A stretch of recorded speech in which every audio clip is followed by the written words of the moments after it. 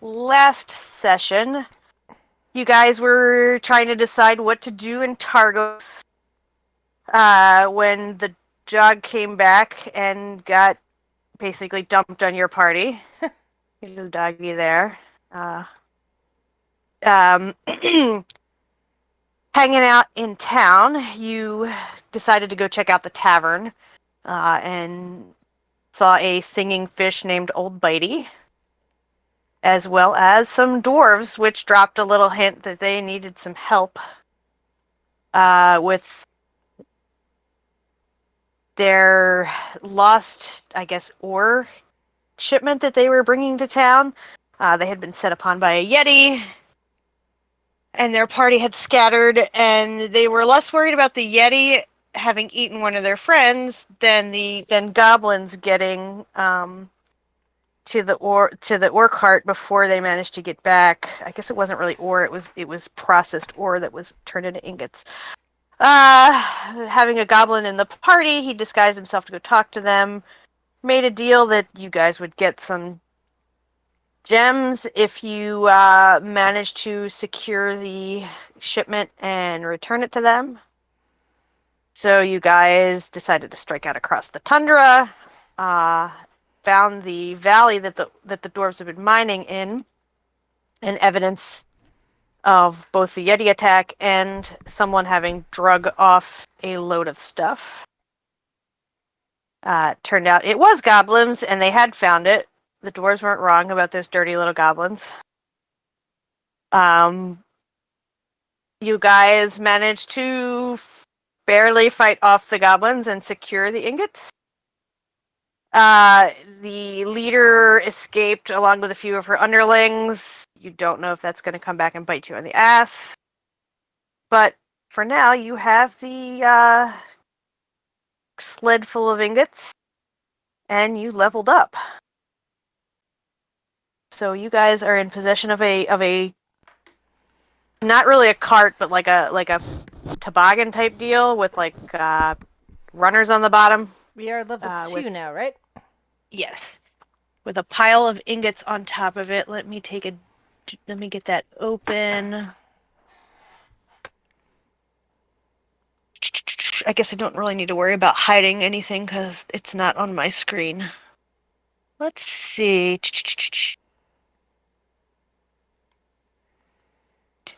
I'm trying to see how much ingot wise this is. So this sled, the sled is about 300 pounds, and the ingots are another 600 on top of it. So it's a pretty heavy load. And you guys were, I believe, in the last game discussing dragging it back to the valley so you could camp, since it was getting fairly late when you got there. Not that the sun comes up or goes down, but you guys are feeling pretty beat. And you had traveled about 30 minutes outside of the valley to find the goblins. So heavy ass sled, getting late. What do you guys want to do? Well, me being the big beefy boy that I am, it sounds like I'm going to be the one pulling the sled. Can you drag 900 pounds? Probably. What's the limits Whew. on dragging again? I have to see. It's like, let's Because I seem to see. recall that was like what times 5, maybe. Let's see. I'm reading. Lifting and carrying. Push, drag, or lift.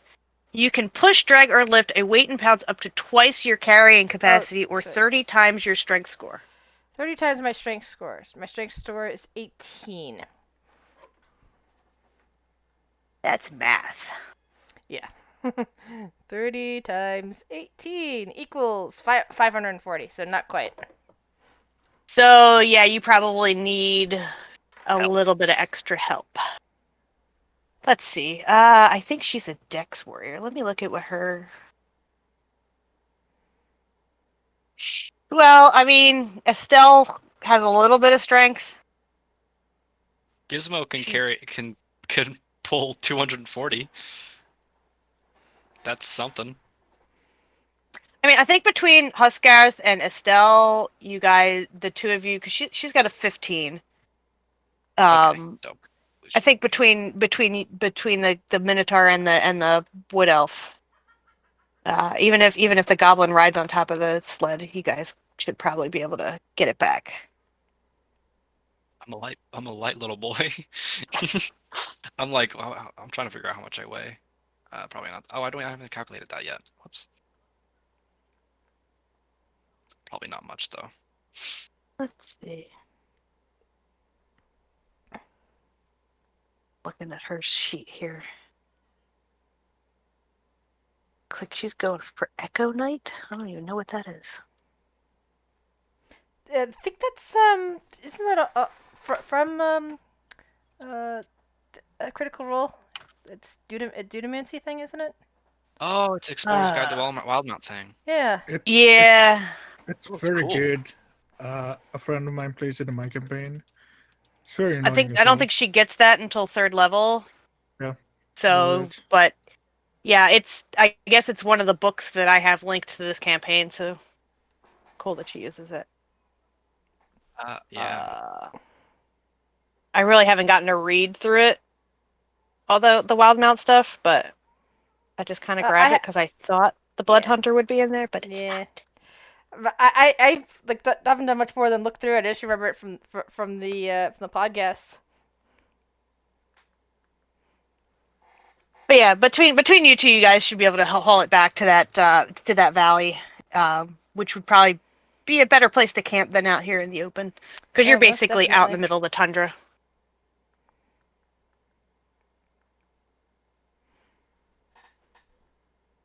And it's I probably warm. unfortunately, It's probably also warmer in the valley. yeah, and the valley had a bunch of like cave openings that were either like mine shafts or tunnel entrances that you guys could probably camp inside as well. I don't know if I described that very well when I might have. Actually, that's not on this quest. That is on this quest.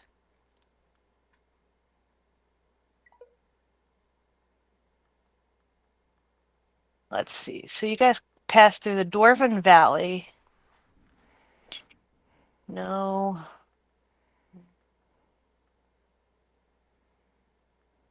Dog.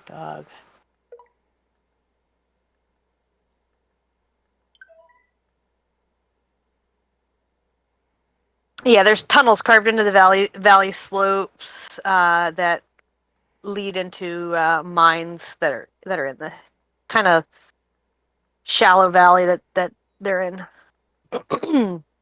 I do not have a map for that, so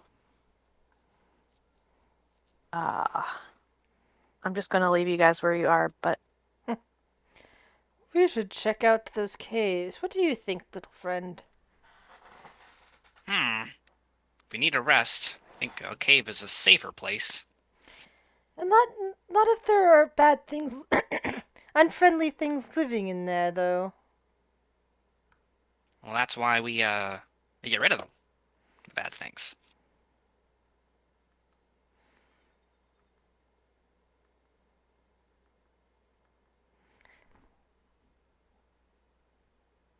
The Minotaur looks over at the rest of the party members, waiting to see what they say.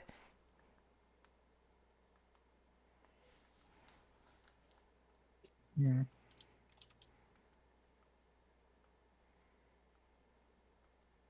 I'm going to say that Estelle is along for the ride. Yeah, I'm pretty fine with bringing this card back to get a reward, right? Is that the plan? Yes. Sounds like a good idea, Zenny. So for a refresher, you guys left from Cargos, I believe it was, or was it Bryn? Whatever. I forget what city you guys left from. Targos. You guys, it took you about 8 hours to get across the tundra to the valley, and it would be another like 8 hours to get to mountain that you guys are trying to get to that the guy was lost on.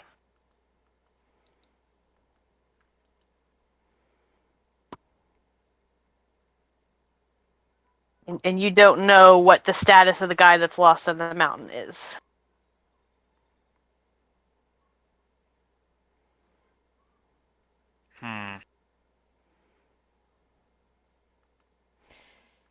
Should we continue to look for the lost man? What do we do with all the iron? Perhaps the caves are Okay. where we should store it.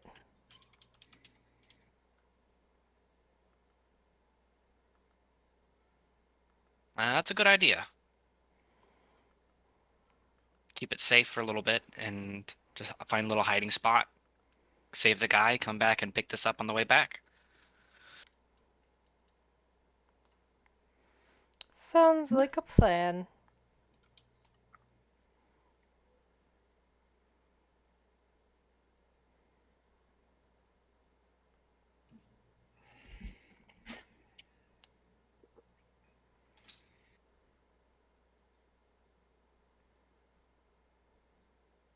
Okay, so I guess we just go then. If everyone's in agreement with that. Yeah.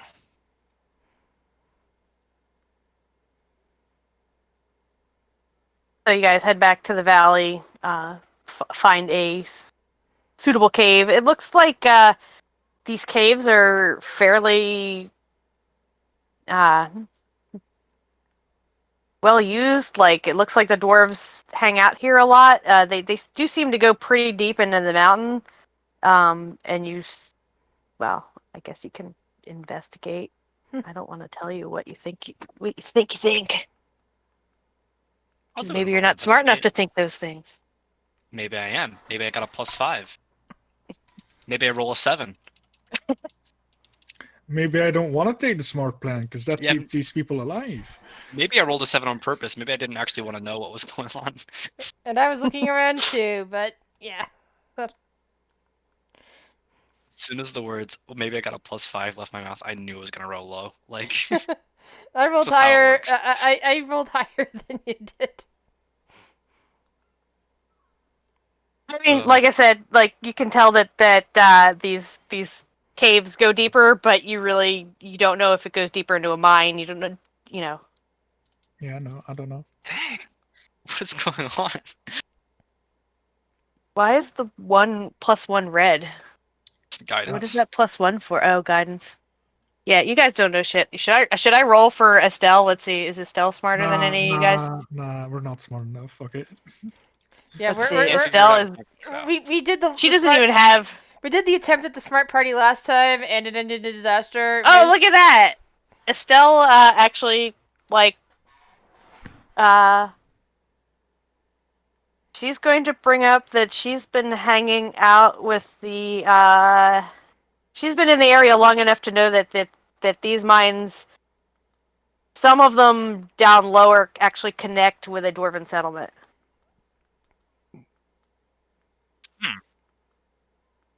But Well, that's she couldn't tell you which one or which one you should, you would go down to find them.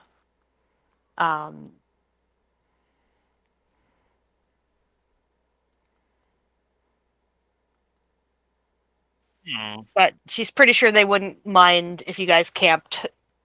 They're not the friendliest, but well, that's a. Let's just hope we picked the right cave, I guess.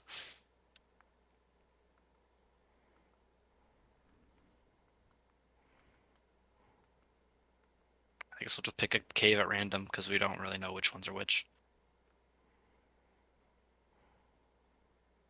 like I said, she's not sure which one. And it doesn't really tell me like if you guys can go down there, so I'll just roll. Let's see.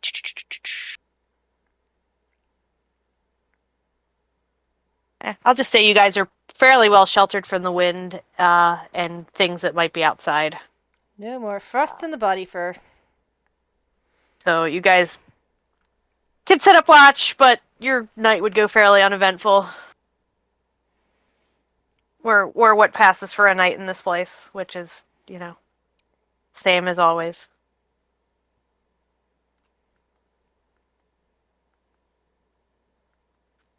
Oh, excuse me, I had a really big yawn. I had a long day, sorry.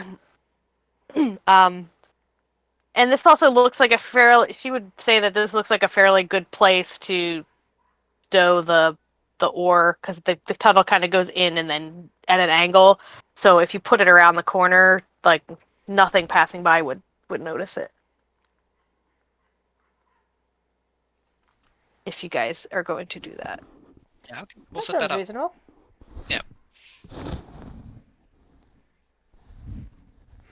And like I said, night goes by, nothing really happens. Are you going to attempt to continue your way towards the mountain, or? Yeah, I think that's the plan. We're just gonna go and try and save that guy if we can. Do you think it's safe to keep the iron here when we're not? Well, as long as we keep it well hidden. This one's gonna try his best to cover it with like snow and all that good stuff. Let's see. Like maybe just a int check, int for if you're smart enough to hide it. Now I know you're smart. I know I'm smart, but could I get possibly help on this? I'll give you guidance. I don't know. I don't know if inspiration will work, but I can give you bardic inspiration too. I will attempt. I think that's you can also stack ability those. checks. Yeah, I think so too. I will do that then. And Estelle, I'll just say Estelle helps you Okay, let's see. If we because get this to work. nobody else actually wants to help you. Oh, they're damn, gonna even throw me. spells at you.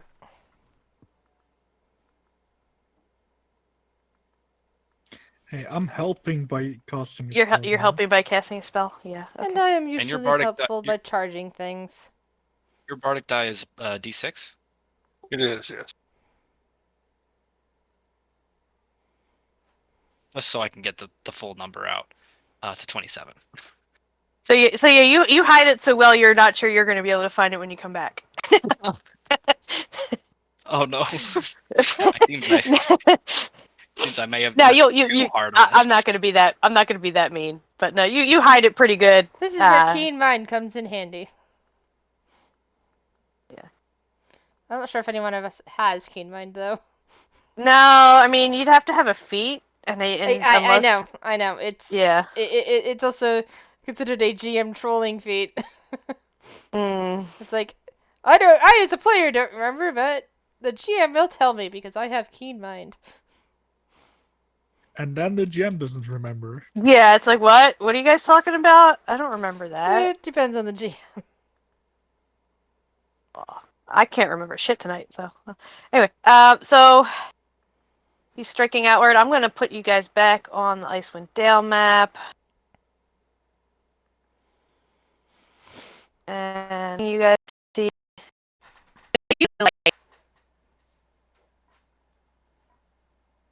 in the Dwarven Valley.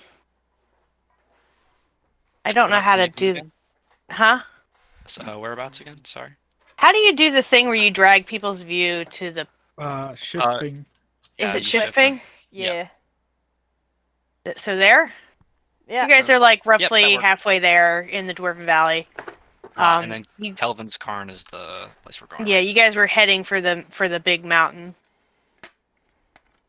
It's strange because it's pretty flat. I mean, there's some small hills and valleys, but this mountain kind of sticks up pretty high in the area. Hi, I don't want you to bring that in here. That's very noisy. Bree. Get out. I don't know if you can hear the giggle ball she just rolled in Nope. here. Good. It's very loud. So that's probably another 8 hours to get to the mountain. But at least you're walking through the valley and fairly out of the wind. Okay, now the the burial interment. As I walk through what was it? Maybe not burial, but as I walk through the valley of the shadow of death, coming to mind here. No, it's not a Valley of the Shadow of Death. It's the Valley of the Shadow of Dwarves. I don't know. It's just Sure it is. so this roll table that I'm using says it's for chapter 2. Hmm.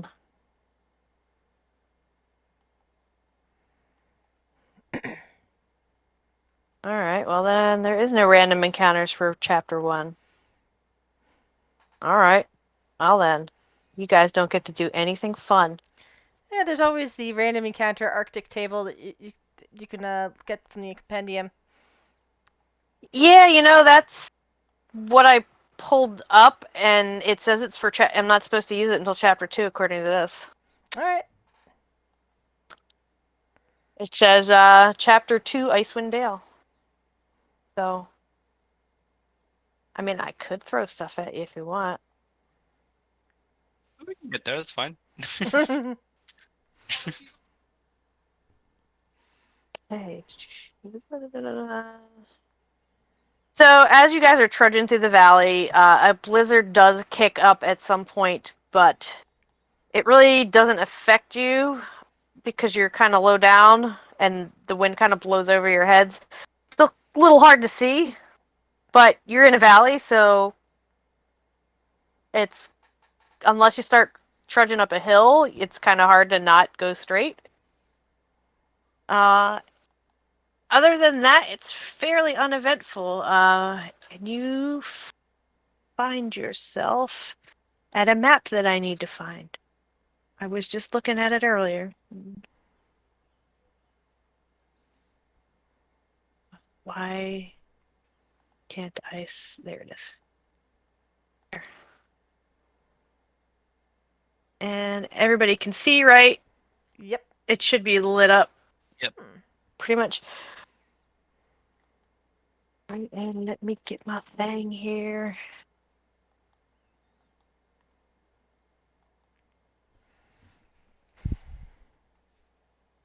So you guys sort of like enter into the not really hills, but like I guess foothills at the foot of the mountain.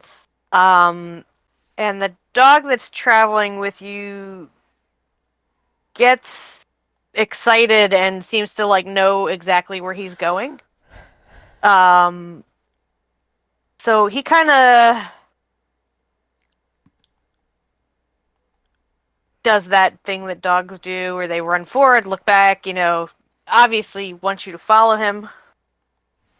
I'm definitely gonna follow. Yeah, definitely. But Gizmo is like in a position where he's kind of. I'm just gonna actually, you know what? I'm just gonna say that Gizmo is just not interacting with the dog in any shape or form. Yeah, I but the mean, person you're riding is interacting with the dog, so. Yeah, that's like so Gizmo's just kind of like almost kind of cowarding a little bit. I'm gonna follow, but I'm gonna mumble something like I should have put down more bets. We're following the dog. so the dog is basically going to lead you over a couple small ridges to this like secluded area at the base of the mountain that there's two sort of tents like poking up out of the snow near an outcropping that kind of blocks the wind from them. In between the two tents, there's a sled kind of stuck in the snow with a couple dogs. Like you hear the dogs before you get to them. They're barking and like howling. There's five dogs lashed to the sled, and you can see as you get closer that there's a spot where the dog that's with you probably broke loose from this sled. But there's no sign of anyone else uh, around this area. From my tall vantage point, I want to take a look around for any signs of any person.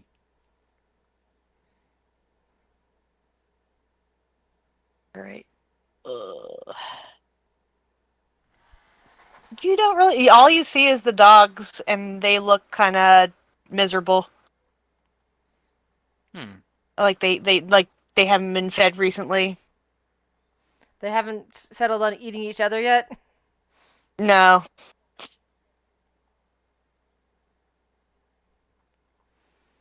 The sled is kind of like I said, like overturned, sort of wedged between the two tents, and there's like the broken remains of a crate, and then there's another crate kind of sitting off to the side. Uh, the dogs kind of see you and are just like pulling at the sled, trying to get loose. They're not trying to attack. They're just I'm gonna pull out a one of my rations and toss it to the dogs. they're gonna squabble over it. They like I said, they look like they've been here for a couple days and maybe haven't had much to eat. They are quite hungry. I do not know if I have enough rations to feed all of them.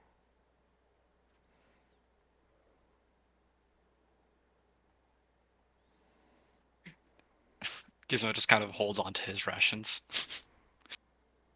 I have a few I can help share. I do not wish to starve out here.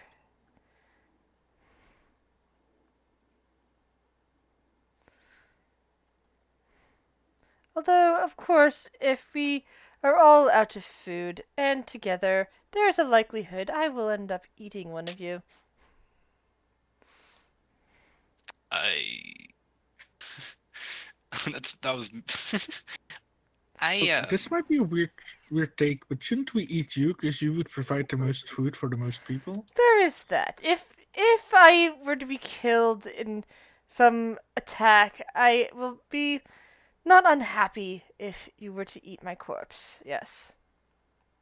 Okay, good to know. Is that weird though? Do you think Minotaur tastes like beef or? Probably. Probably.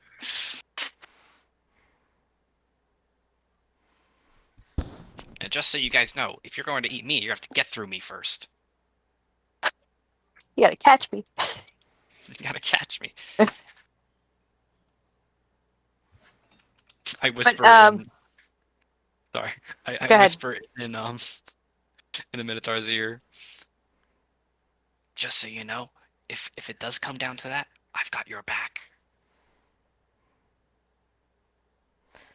Hey Orion, do you take bets on cannibalism? No. Nah. Like if you eat the person that they were bet on, does that count? That's an interesting question. Depends whether or not I was The one that killed partially him? responsible for the death, yeah. Like, if they died and then I ate them, it should be fine, but I probably shouldn't partake in the killing. Granted, at that point, I probably have more things to worry about than the bet if I'm eating someone. So, it's not really something I have considered a lot yet.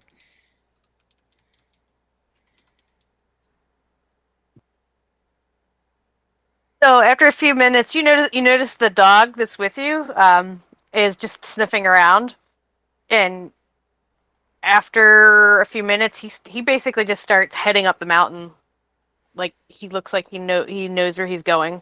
The dogs. The other dogs, they're lashed to something, right? That's why they're still here? Yeah, they're all lashed to an overturned sled, like So- a dog sled. So I am going to work on unlashing them from that sled.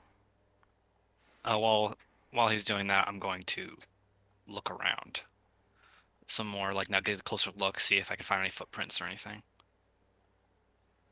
So you don't see any footprints. The wind has pretty much wiped out any trace of a trail that might have been left. You get the impression, like I said, that whoever was here hasn't been here for a day or two. You do see that there's like this sled, like when Huskarth is kind of flipping through the sled and undoing the dogs, he sees that there's like a broken crate underneath that had possibly provisions in it. That looks like the dogs like broke into it and ate them. But there's also another crate that they couldn't quite get at under there. It looks like the dogs finished the food they had. That explains why they survived. After Or at least untying them, I'm gonna poke through that crate to see if there's anything left besides the remains of the provisions. So the other crate has another pile of provisions. Has enough rations to feed 4 people for 3 days. I am going to give that to the dogs. They need it more. Great. Am I gonna have to give you an entire pack of dogs to like go up the mountain with? wolf pack. Well, if they're following me because I'm feeding them. Oh yeah, I guess they seem they you basically toss a ration to each of them. Now I gotta make copies of this dog. Sorry. So yeah, Last you time get it was kobolds, this time it's dogs.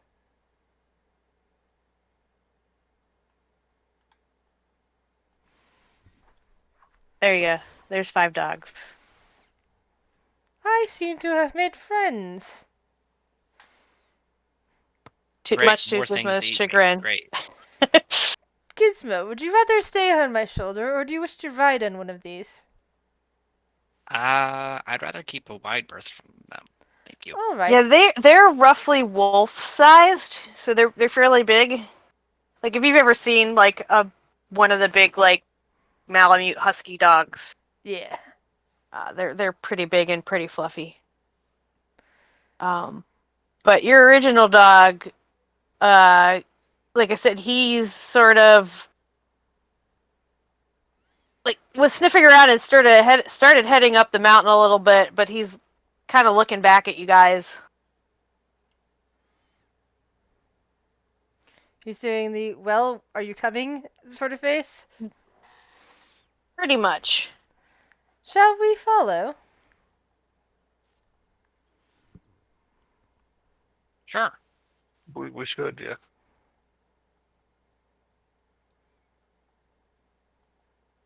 So he's basically going to drag you up the mountain. Not really drag you up the mountain, but take you up the mountain. From what you can tell, this looks to be the most obvious route to go. It looks like the easiest route. Like,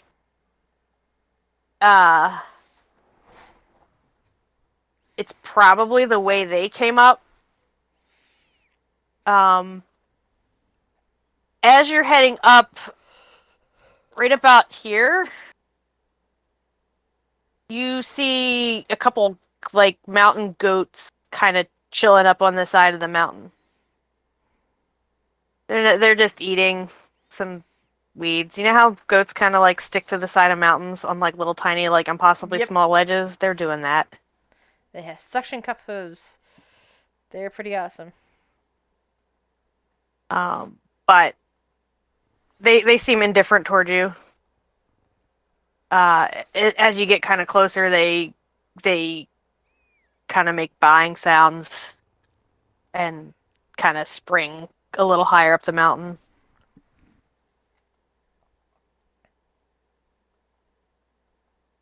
But Yeah, I'm just if you're gonna not, yep, following just keep them. rolling. Mhm. All right. So at some point, the dog gets here-ish, and the snow is kind of packed down here. The dog seems a little hesitant to keep going. He looks like he wants to keep going. Like you can see that the trail kind of, I don't know. Can you see the trail line on the map, or is that on the GM layer? Is it that zigzag sort of MV sort of thing over here? There's like a blue dotted line. It might be on the GM layer. It's on Let the me GM see if I layer can- then. Let me see if I can move it to. Oh, I think it went behind.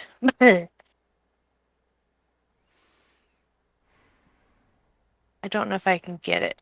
It's behind the map. All you have to do Gosh is darn just it. tell the map to go to the back. Yeah. All right. Two back. There you go. Ooh. So can you see like the blue dash line now? Yes. So that's roughly the route up the mountain. He kind of, like I said, he kind of gets to like here, and he's looking forward, but looks like hesitant to keep going.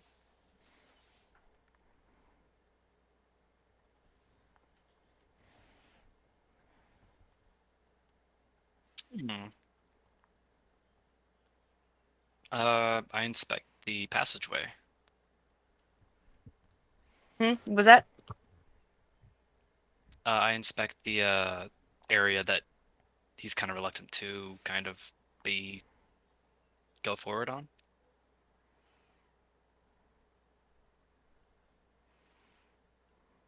This is interesting. So give me a survival check. Ooh, I'm good at these. I mean, anybody that wants to do a survival check can do a survival check. I don't have advantage, but that's still a 9. Don't know. Let me see. Does Estelle have any of that stuff? Still probably is good at it. She does have survival. I'll roll it for her. And I got a 16. And Quentin or Orion or Helena, neither of you are survivally. No, I'm not. Let's double check. I don't think I am. I mean, I have a +2. No. So, Hesketh, you're not entirely sure why there's something weird about the snow here. Like it's slightly more packed down looking than the snow that you had been traveling. Like you've basically been traveling through like powder. This looks like packed. Like Got it. I think we found a trail. And I gesture it towards the others.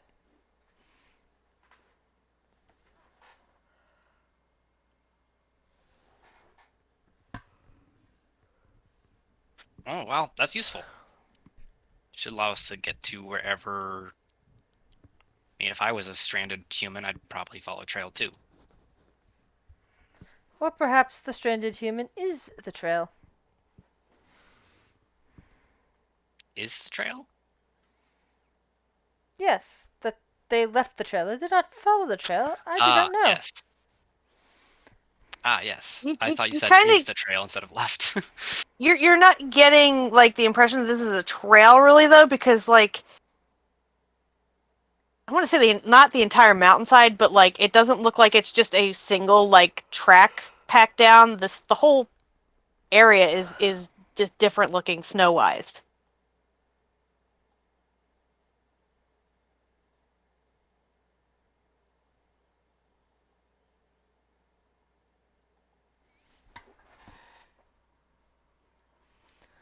Like I'm trying to give you hints without giving you too much hint.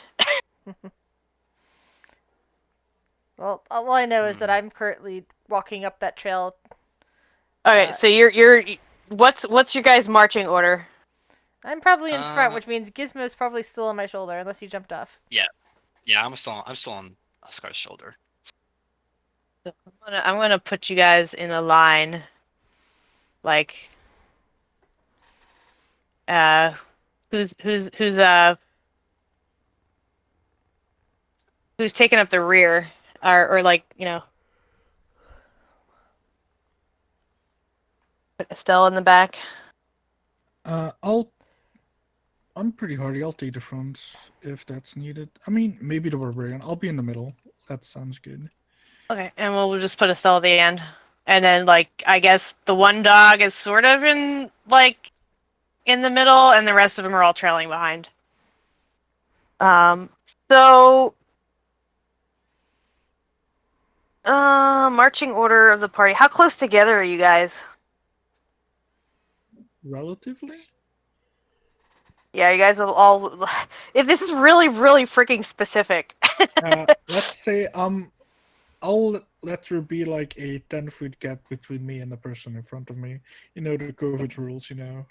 Keep distance, safety. So you just have like 5 feet between each of you, roughly. Let's Well, say if Yeah, like Gizmo's on my shoulder, and I guess everyone else is like 5 feet behind yeah. me. Okay. So as you move out onto this snow, Huskath, you get maybe 10 feet out when you hear this loud cracking noise from higher up the mountain, or actually you get about halfway across. I look up. And you hear this loud crack noise, and the mountain starts to like shake, and you just see a wall of snow sort of starting to come down on I- top of you guys. Eyes go wide. I grab it, one hand onto onto the little Roll. I need you guys goblins. to give me initiative to do this, because this is like Okay. an event type dealy. Got it. And let me hold on. Give me 1 sec to reset the round counter. Well, I guess I can just put it to 0. There we go. Let's see if I got anything that will protect me from this, because I don't think I do. I was saying is I was gonna grab hold of Gizmo's. Well, if you're on Huskath, you probably share his initiative. You know what? If Yeah, you're I see that. if you're riding on him, unless you can do anything to like mitigate uh Mitigate um damage or something from yeah, like snow. if you have a speed spell or something like that, like, I or don't. So you know, yeah, I so don't. I So would I'm just gonna say that straight up you remove my initiative, I think. yeah, if you're just gonna be riding on him the whole time, then you probably don't need to worry about it. Although you might need to Okay. make some checks, but we'll make them at the same time he does. Okay. So, good news is, Huskath, you only have to move about 50 feet to get uh, out of the way. Anyone at the back needs to move a bit further. It's about 100 feet. Avalanche starts 500 feet above the party and sweeps down to the base of the mountain 1,000 feet below. Avalanche moves 300 feet on initiative count 10 and another 300 on initiative count 0. So does that mean you have 10 rounds to get out of the way? No, No, it happens at it means 10, on the which means it happens after whatever happens. It happens after me. after Oh, okay. initiative. So Yeah. it gets 10 on the initiative spot. There's someone not on the Yeah. initiative. Where's Emily? Oh, I haven't added the what's her name yet. Sorry, Okay. I have to roll her. I keep forgetting I'm playing her. Yeah. Oh, and the dogs are all going to share one initiative because Peppers. Probably call. I'm not dealing with 8,000 dogs, and we're just going to use boys initiative. Uh,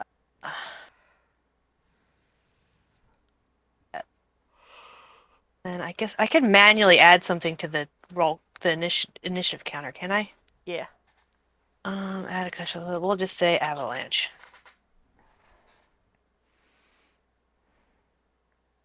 Avalanche gets 10, right? Is that what I'm reading correctly here? Yes. Avalanche goes on turn 10. Correct. All right, so now I need to reorder these. Descending. Okay. All right, so like I said, Huskath, you only have to move like, I wonder if I should dump you on a map, or if you guys want to. Let's see, what's the scale on here?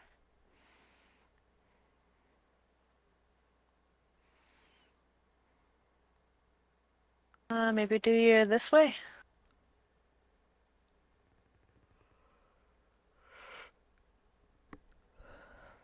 All right, so if I can do this. Can I turn you guys this way, or is that not gonna work? Oh, look at that! You guys are gonna be sideways for a minute here. All right. Oh. Nice. I've never seen that effect. That looked so cool. So let me just measure this again. So basically, you just have to make it to the edge of the map.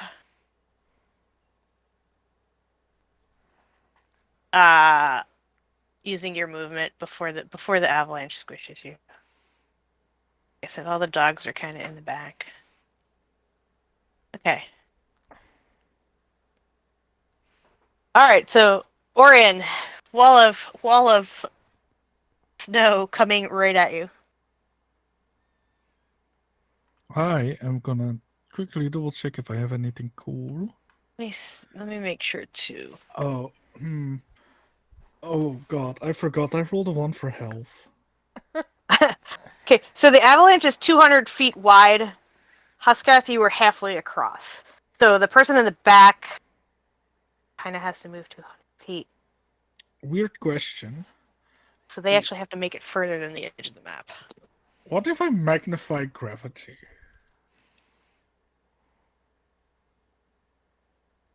I'm not familiar with that spell. It's a first level spell that creates a field of gravity, which... Oh, I can't do... Is this the spell card? Yes. And could I use that to have all the snow that comes right in front of me just stop abruptly and like form a snow wall? To So- like... Let's see. So Creates a you're- 10-foot radius sphere centered on a point. If you're inside of it, you have to make a con save throw. If you fail, you take force damage, and your speed is halved. I don't think it would really make a force field. It sounds like it more Well, I'm not thinking of wishes. force field. I'm like, I put it in front of me and it like keeps like crushing all the snow together, which would take away its momentum, which is that's what I'm thinking. But if It's that's still like in that case, I'm just gonna... up the hill from you. God, I'm gonna die so hard. I'm gonna cast false life on myself because I need the hit points. Should have picked that up.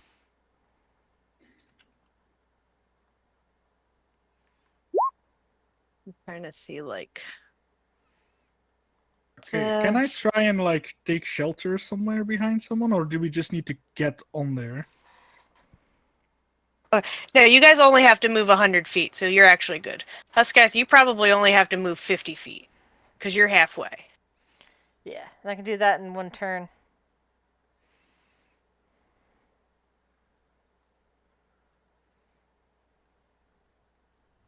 So you're casting false life. Are you moving? Are we? Is there a place I see that's safe from the avalanche? It's only about 200 feet wide. You're probably Huskath's 50. You're like 90 feet from the edge. You feel that if you could get past it, you'd be safe on the other side. Like it's basically coming down like this little slope here. And you feel like if you can get over here, like where this rock ridge is, if you could run through, you'd be safe. I'll. Do I have bonus action dice? I don't. Do I? Like if you decide you don't want to cast a spell and just dash, I mean, I'm gonna get hit by it because I can't get away from it fast enough. So I'm gonna cast a spell and I'm gonna try and run as fast as I can. So that's like 30 feet, which is not gonna be enough. Like 2 here, right? yeah, and you need to make, like I said, you need to make it to the edge of the map. Yeah, in one turn, I'm not gonna make You that. couldn't. Yeah, you get like 60. Okay, so is that all you're gonna do? I mean, yeah, I give myself some extra hit points. I hope it's gonna be enough to survive, or at least not get insta-killed.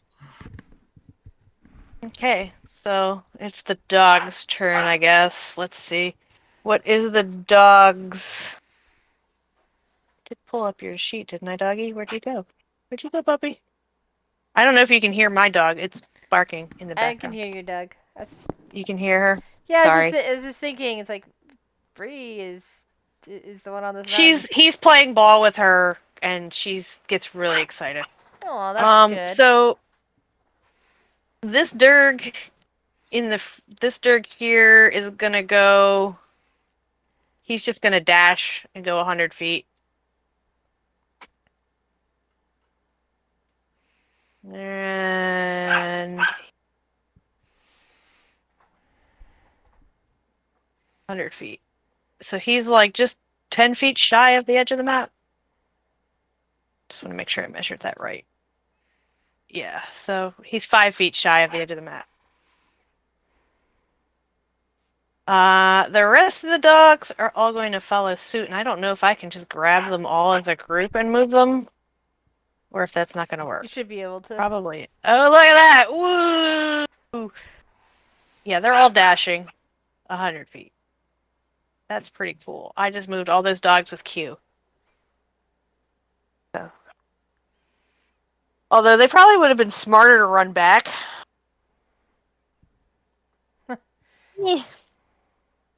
Okay, Huskers. I am putting my hand on Gizmo's ankle to make sure he stays in place, and I am dashing forward 60 feet, which should get me across. Gizmo kind of holds onto his jester hat to make sure it doesn't fly off. Should have gone in front, man.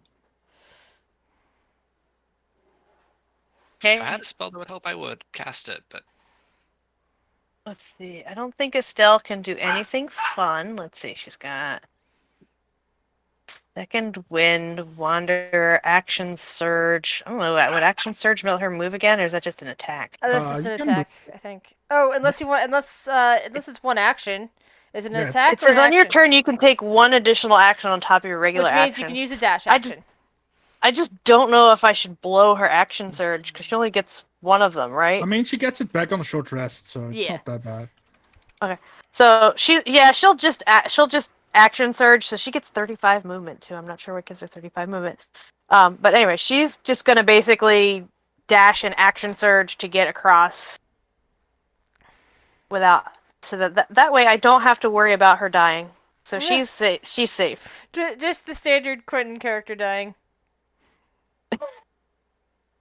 Okay. So the avalanche is going to come down. yeah, Let's it's see. that'll be over there.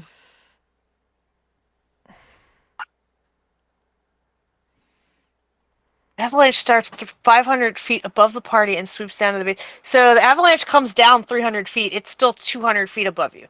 Oh, good. So Quentin might survive.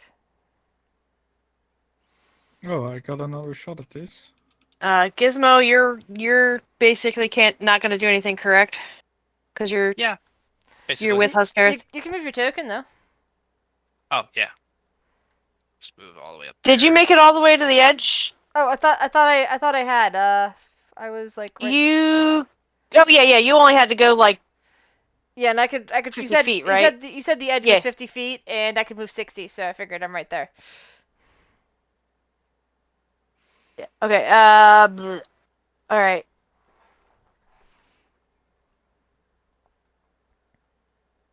Helena.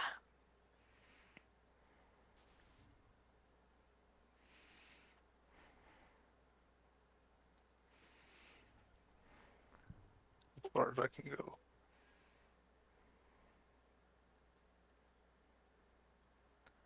Okay.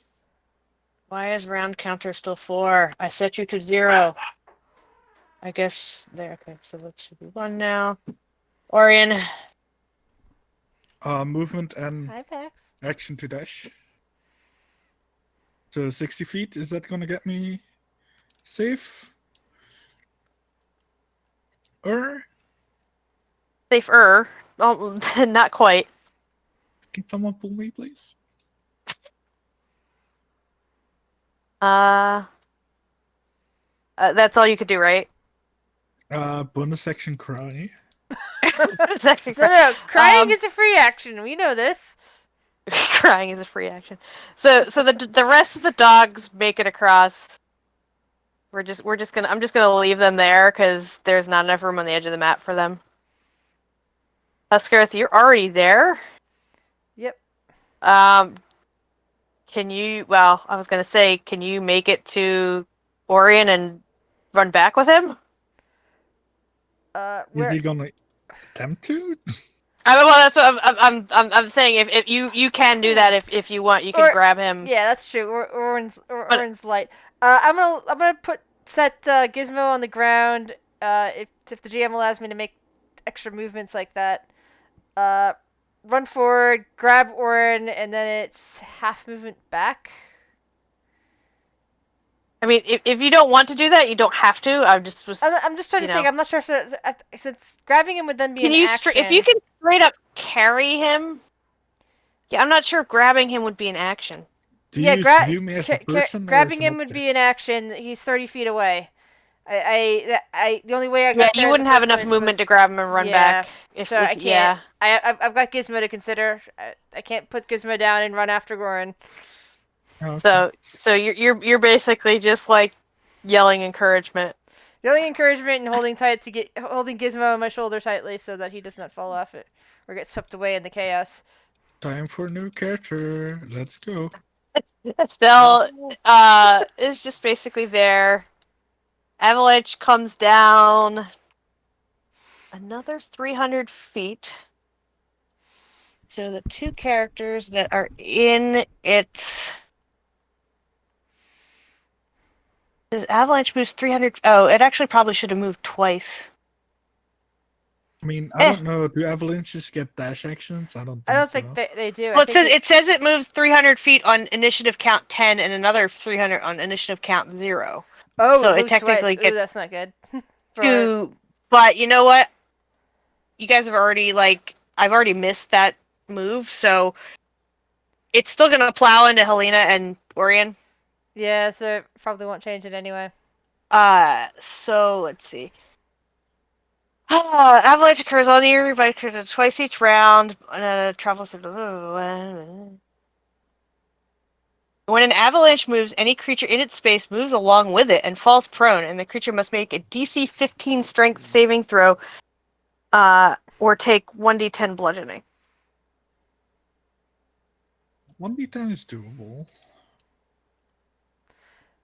So both Helena and Orion need to give me a strength check.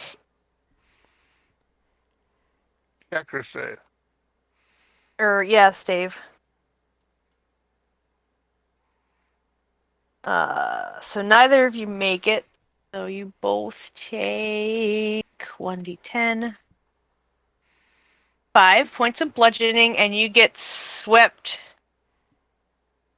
Gosh, it only had 200 feet to hit you, so you get swept like 100 feet downwards. Did they get an additional damage from the fall, or is the 1d10? They're all they not get? falling, they're rolling, basically being swept down this hill. Okay. Chris, stop trying to murder me.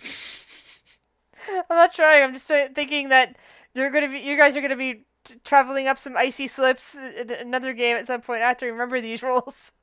It's fine. Good thing I had temporary hit points, because else that could have gone ugly. So, I'm reading, so you're prone and 100 feet down slope. Gizmo, I'm assuming you're not doing anything. Nah. I'm sitting Alright. here. More support. Alright. So Helena, you're under the snow, having been swept. Doesn't say, it says it. Creature buried this way is blinded. It says. It doesn't say like. You're just prone, so it sounds like you can just get up and try to like. It doesn't say it's difficult for you to move or anything. It seems like you only need to worry about digging yourself out and when it stops. Stop. but it's not stopping until it gets 1,000 feet. So it's only 600 feet right now. So Oh god. I'm assuming that you can maybe. Well, you got to spend your movement getting up, but you could maybe use additional movement to get out. I've got to dig my way out, or what? It doesn't say that you need to unless it's. Oh, It just says that when well, an avalanche occurs, you roll initiative. When an avalanche moves, any creature in its space moves along with it and falls prone, and you have to make a DC 15 strength saving throw. Take 1d10 on failed save. But then it doesn't say whether you have to ride it down the bottom I or if you're allowed to move. My guess is that since you're still caught in the avalanche, you get a new chance to save on strength, and anytime you fail again on the avalanche's move, you continue to have the problem oh, if you're I make standing up. this- So, but you are prone. So you're prone and being swept down the mountain in a pile of snow. You to make a strength save to stand up and then move. Is that what I'm getting from? It's not that's what I said. It's not very clear. Here, I'll put the rule. Are you watching your stream, Grizz? Yes. If you want to read it, because I'm not really sure. It doesn't really say what happens to the people who are in it, whether they're allowed to try to get out. Like, Are you posting the thing, or do I need to? I moved. Oh, I guess it's not going to show up because it's not. Well, I moved it on. Let me share it. Let me edit.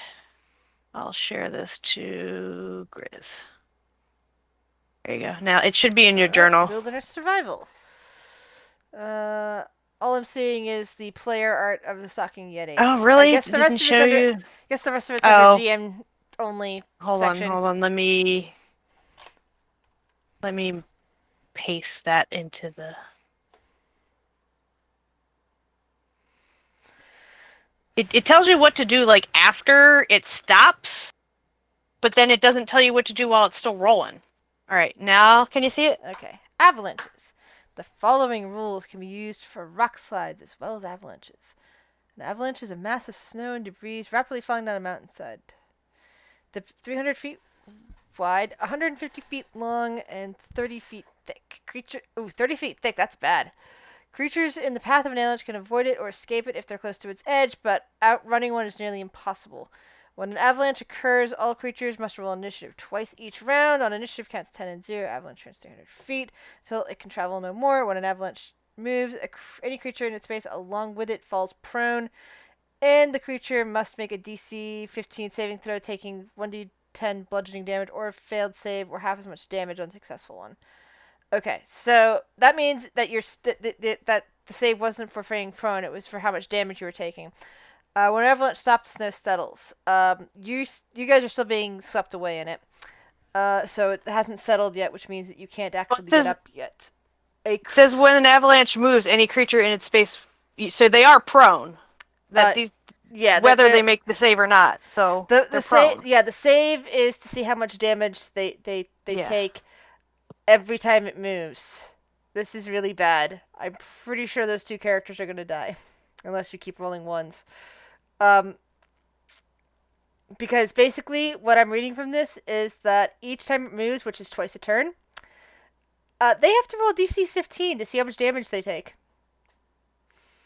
But what are they allowed to do on their turn? They can't do anything. They're stuck. They're in the middle of a raging torrent, being dragged across the ground and inside snow. They can't do anything themselves because they're covered in snow, which means they can't use spells. They can't move under their own power. They are suffering from bludgeoning plus potentially suffocating damages, But it doesn't even say that. There's nothing about. They have 5 minutes to get out, but I'm just going by what happens if real world in real physics, life, but I'm yeah. going by what the rules say. I'm not gonna like add yes, stuff and then if for GM the rules. it's tradition. But here's what I'm Yeah. trying to say here is that it's pretty clear that that any creature that's in its space moves along with it and falls prone, and then DC 16. That's talking about anytime it's on its on its movement turn. So again, that means that you have to keep repeating those rolls on initiative count 10 and initiative count 0. Roll make a 1d10 bludgeoning damage for everybody. Like I said, it doesn't specify if the characters get any additional.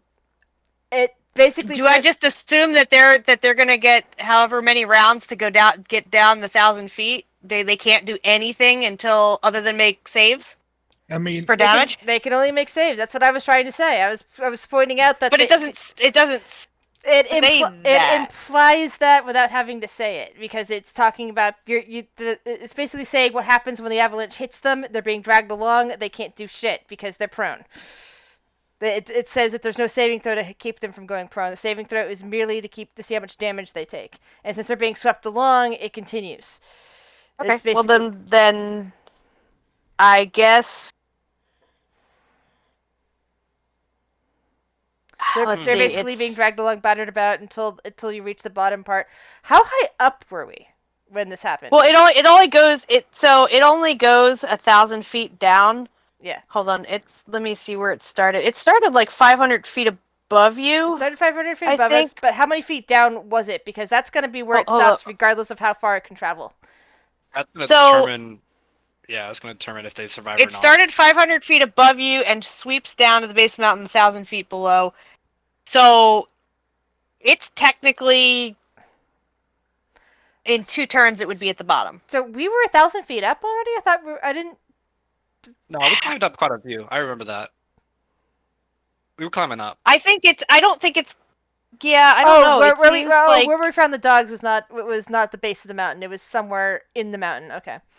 You started at the base camp. You found the dogs basically down here. Is that base camp? Is that the bottom? Is that the where the snow will settle? How far up were we? So basically, you guys were here. Okay.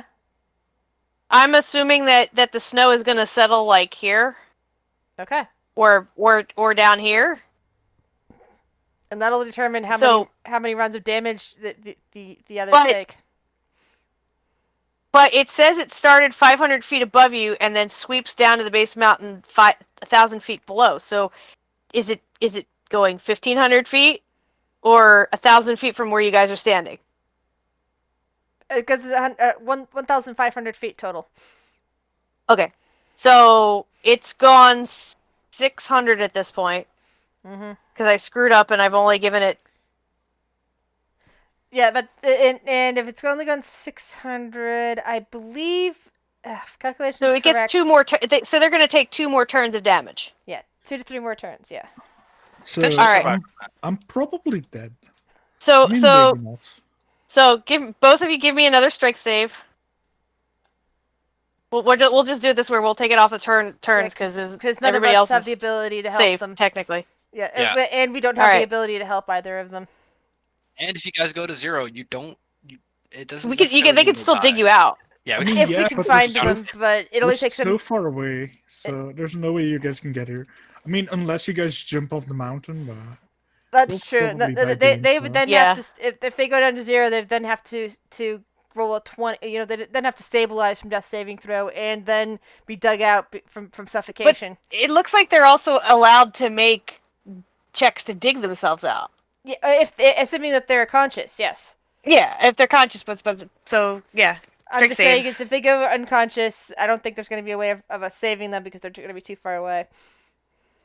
All right, so you both of you only take half of this. So another 2.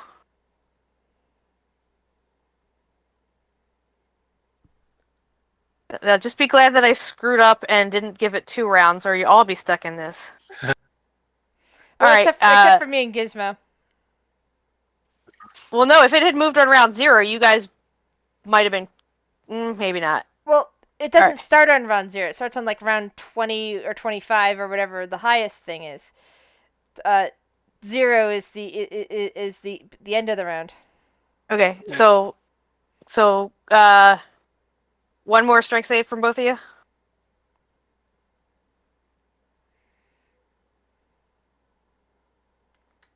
Some really good strength saves from Helena.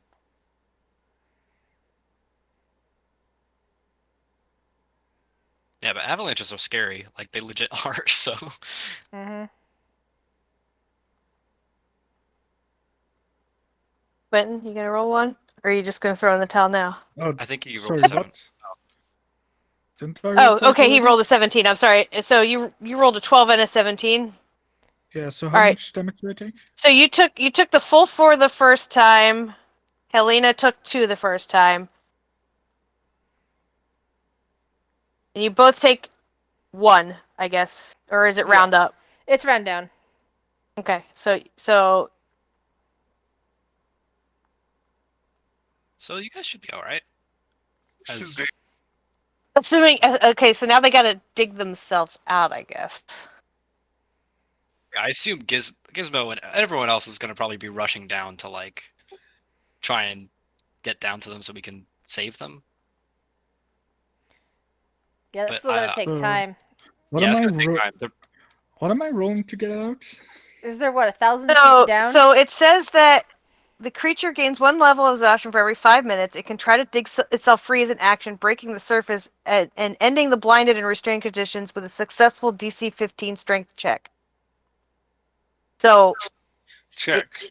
so you have 3 chances to dig yourself out.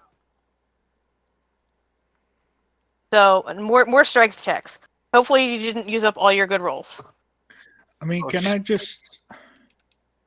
You're basically blinded and restrained, so you can't do anything. All right, Helena, you're out. You can try to help Orion dig out, or if he fails this one. Alina just bursts out of the snow. That's what I'm envisioning because it's a good roll.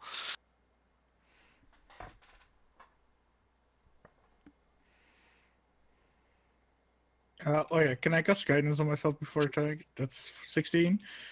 16, you're out then. If I can you cast when you're restrained?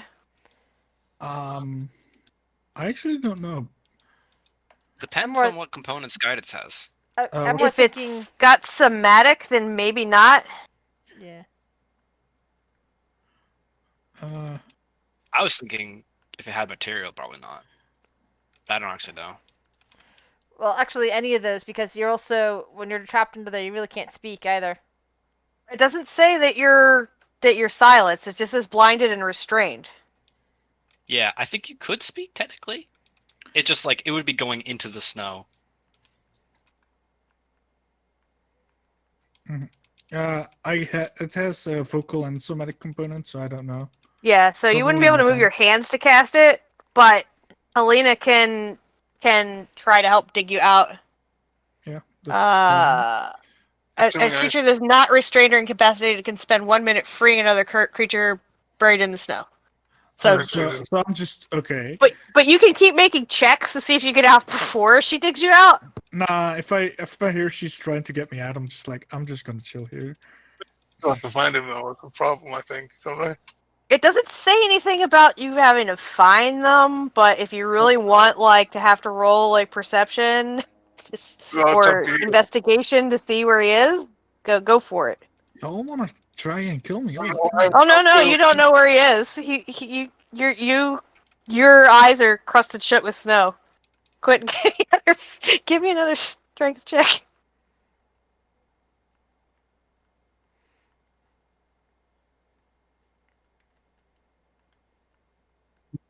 Good enough. All right, you're out. You are. Well, welcome to Quentin's character dies again. Well, every GM has to go through that at least once, and that hasn't happened yet. Yeah, didn't I? I And haven't you know gotten who? to kill him yet. I mean,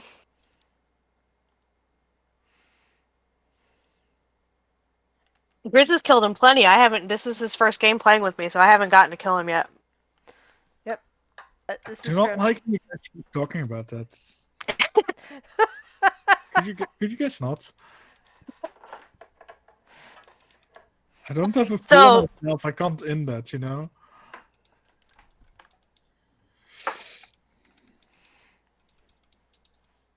all right, so you and Helena are 1,000 feet down the mountain. You see tiny little specks of your friends running down. I think I'm turning everybody right side up again. Maybe not Orion. I don't know. Right side up with Orion. He's all wrong.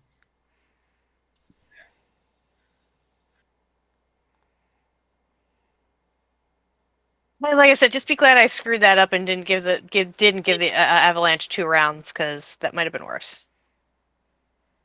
or it might have been better. Who knows? Maybe.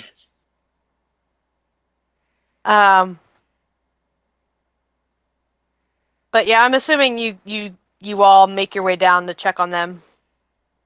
It's gonna take some time to get down 1,000 feet, but yeah. Yeah, we're gonna trek down. In the back of Gizmo's mind, he's like, they're dead. But like, might as well check and see if they had any nice things on Yeah, them. see what's in their pockets, right? Yeah. Well, while I'm waiting for them, I'll make my way over to Quentin's characters. How bad do you look to be? I'm pretty fine considering how little hit points I have. The thing really saved my life though, false life. If not for false life, I would have been dead. And you guys lucked out that I rolled pretty low on those d10s. Yeah. Yeah, you only rolled like 1-5. And Don't that was a forget, one. I only have 11 hit points, so you know. Oh yeah, because you rolled a 1, didn't you? Yeah. Oh, that sucks. I hate when that happens. Can't get any worse, you know. Can roll a second one though. Could you imagine? Maybe you should just take average next time. Nah, because else I'm not gonna make up that loss, you know. Yeah. I think they have a name for this, is sunken cost, something like that. Yeah, some cost fallacy. I know. Tossing good money after bad. I tend to go with a couple times. I go with average just so that I have some decent hit points, and then I can start gambling to see if I get better hit points or not. I But always know gamble. that I can. But I know I can weather the storm. I like to Need punish be. myself. I always gamble. I just wish I had more constitution. Anyway, we're safe. Let's get up this mountain, shall we? Do you guys want to take a rest? Do you guys? I mean, I want to take a rest. I'm full hit points again, so if I get hit by an avalanche, I don't get insta murdered. You know. You guys are basically back down the base camp, sort of where you started. The tents are a little. It's probably good that you freed the dogs, because they might have been. Smothered by the snow. When Gizmo sees you guys, he goes, "Oh, you're alive. That's good." Alive and very cold, yes. You that was quite a fall. I think, is Haley the only one that's still hurt, by the way? I'm gonna roll some hit die if we can. Oh, if you're rolling hit dice, I guess that works. Yeah, I guess if we're taking a short rest, are we? Yeah, sure. We can take a quick sit down. I figure that's probably good for Estelle to get her second wind, or whatever that is. Not second wind. Yes. Action surge. Action surge back. And if you don't mind, I'll be right back. I need to get some water. Okay.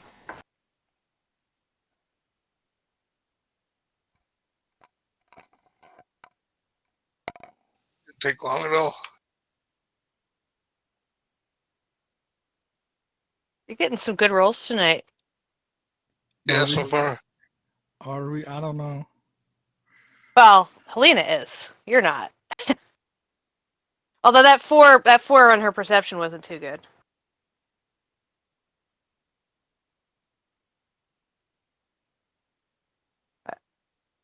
I'm going to say that because of the avalanche, anything that might have bothered you on the mountain is spooked at the moment. So you guys managed to rest for an hour without any any complications.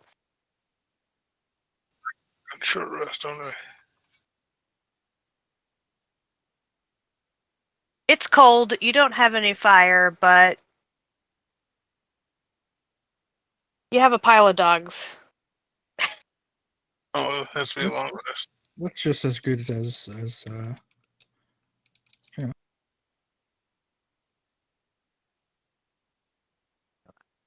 Wait for Grizz to get back before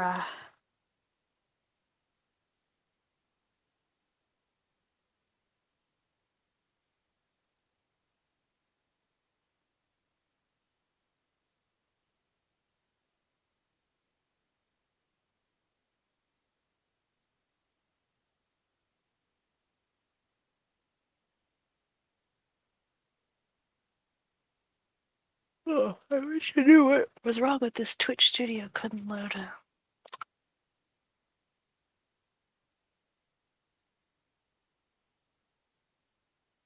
Be right back.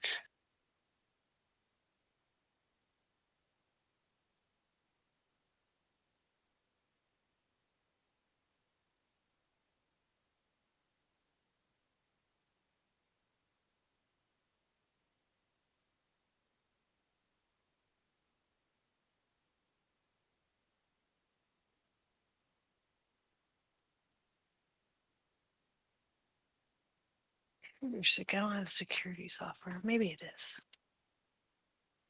Did switch to Windows Defender.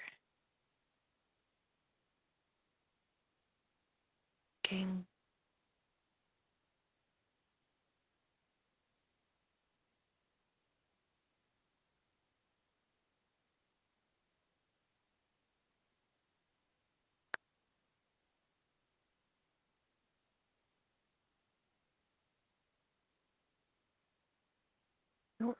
No, that's on there. Video agent is on here.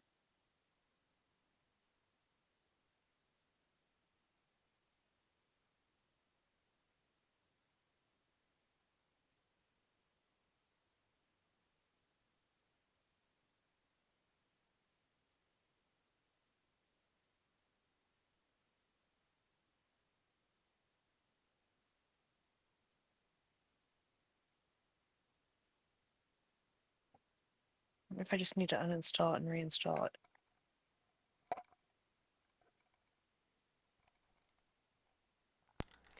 And I'm back. I'll come back. I think what's his name left too. So Helena's player will be back Alright. shortly. Oh, I didn't just close it, did I? No. Just doing some troubleshooting of the Twitch app. Might just uninstall it and reinstall it. Even though that'll make me lose all my settings.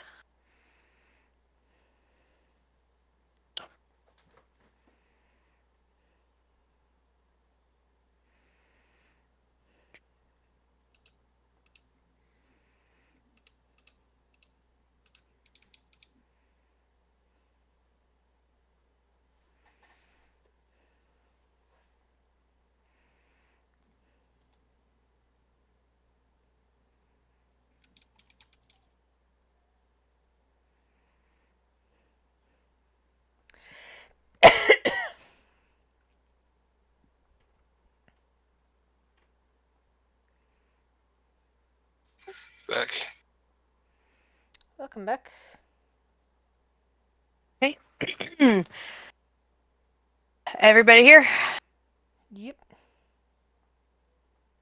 Yep, I'm here. Okay. All right, Quentin, I'm assuming you're there. Yep. If not, half a loop. All right, so like as I was saying, you take a long, well, not a long rest, a short rest. Although conceivably it probably took you about 8 hours to get here. If you wanted to take a long rest, you could. But I will leave that up to you. Short rest, long rest. I figured just I short don't. rest needed. Yeah, I Yeah, don't short need. rest I is don't good need a long enough. rest. So you rest. Like as I was saying, whatever the avalanche seemed to have spooked anything on the mountain that would have bothered you guys. So you get your full hour. Nothing bothers you. The dogs kind of pile around you guys. At least the guys that were covered in snow to keep them warm. And the other dog, the dog that you started out with, starts pacing and heading up the mountain again. After a while, like he seems to know when an hour's up. He's like, "Come on, guys, stop slacking." These guys at the watch. What's that? Time up. Time's up.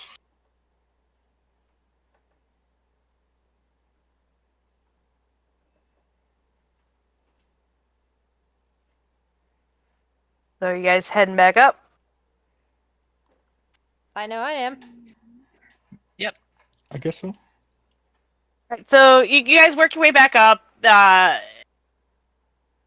The goats that were there before are gone. They like scattered. The area that the avalanche occurred on, it looks different, but it looked like the same snow that you've been on before. You think that like the weird snow that Husker kind of noticed earlier might have been a sign that it was like at a trigger point weight wise, and that you guys his walking on it kind of broke it apart and caused it to the stuff to destabilize up higher. But you guys passed through there uneventfully. So as you reach about here on the trail, the dog gets really excited. And I'm actually going to have to copy all these freaking dogs. Come on, doggies. Let's go, doggies.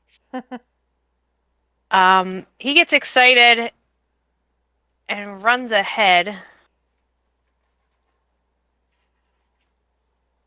because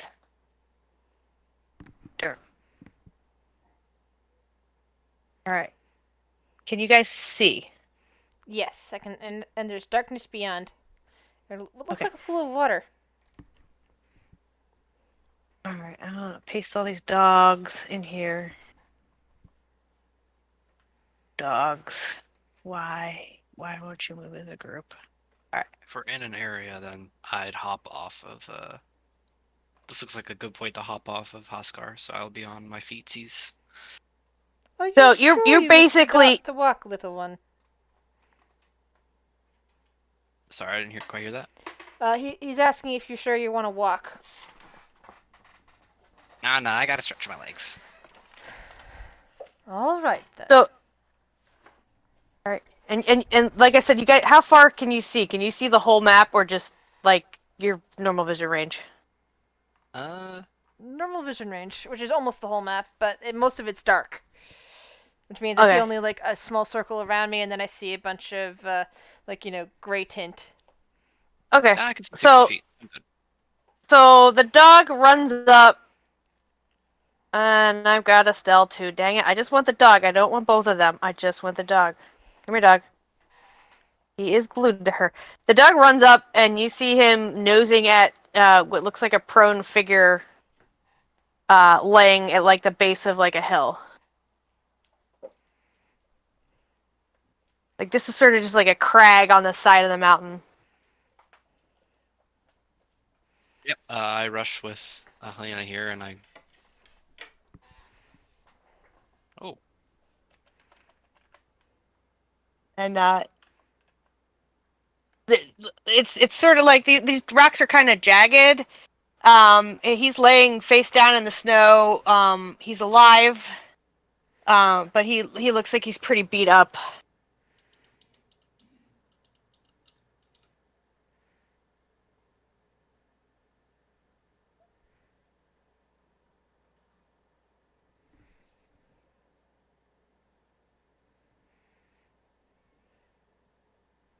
this looks like the guy.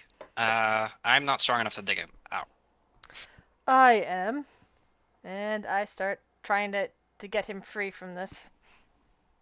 What checks do you want? He's not really like buried in anything. He's just kind of lying there. It looks like he might have fallen from up higher.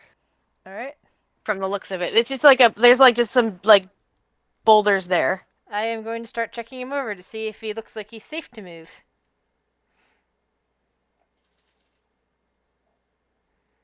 He sort of jolts awake when you start poking at him. I'm looking to see what it says.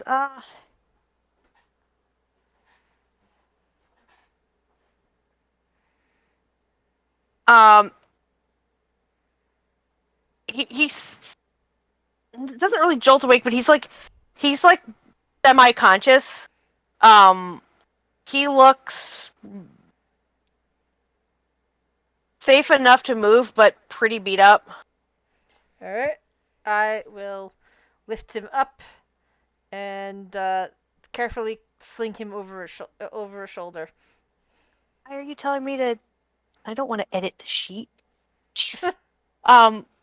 It like I opened his character sheet and it's like use the character mancer. It's like no, not at all. He's an NPC.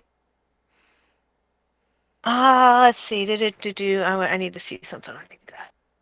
Any of you? About the dog.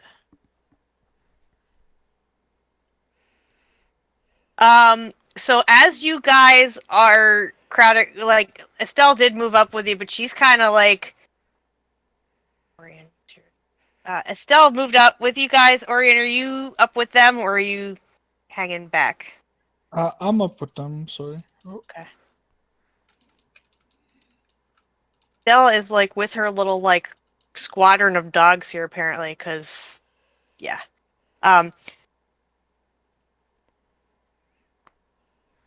She calls out as you start to lift. She yells, "Look out!" And you notice, if I can get these goddamn things. You don't really notice, but she calls out and points out. You kind of see what looks to be moving snow. And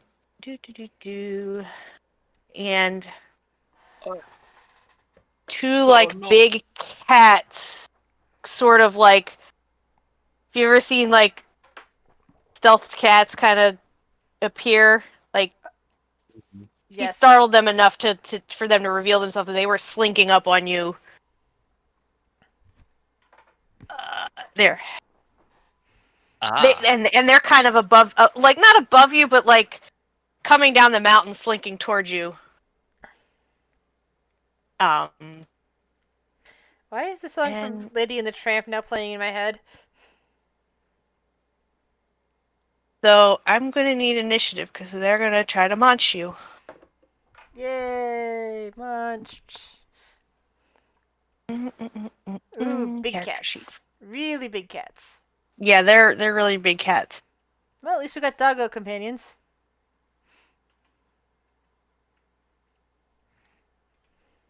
And really, I don't know if the dog's passive perception would have picked him up. I guess I need the dog character sheet too, don't I? Gosh darn it. All these character sheets. Sorry. It's alright. You guys make too many friends. Don't make friends with these cats. You're not allowed. Did I? Oh, what? Dang, We there will goes make my whole plan. we Now. will make fun. We will make friends with them, or we will be wearing their pelts back down the mountain. So hold on. I'm gonna have to manually enter you because I didn't clear it from last time. So Helena got 22. Riz got a 12. I got a nice little 5. Oh, you're on there twice somehow. Oh no, you know what? It just added you twice, so we're gonna just delete the old ones. Dog. So Grizz got a 12. Estelle, I need to roll her still. Gizmo got a 5. Why are you?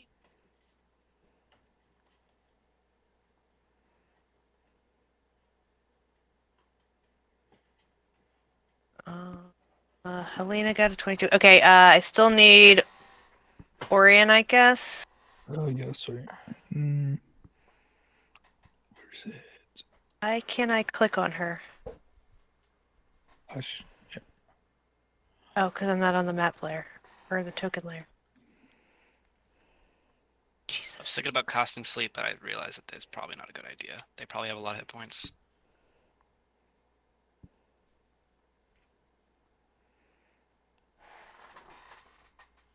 Alright, give me a second to get all of these. The dogs are just going to share one initiative again. Alright, and the kitties need initiative. Oh, where did you go, kitty sheet?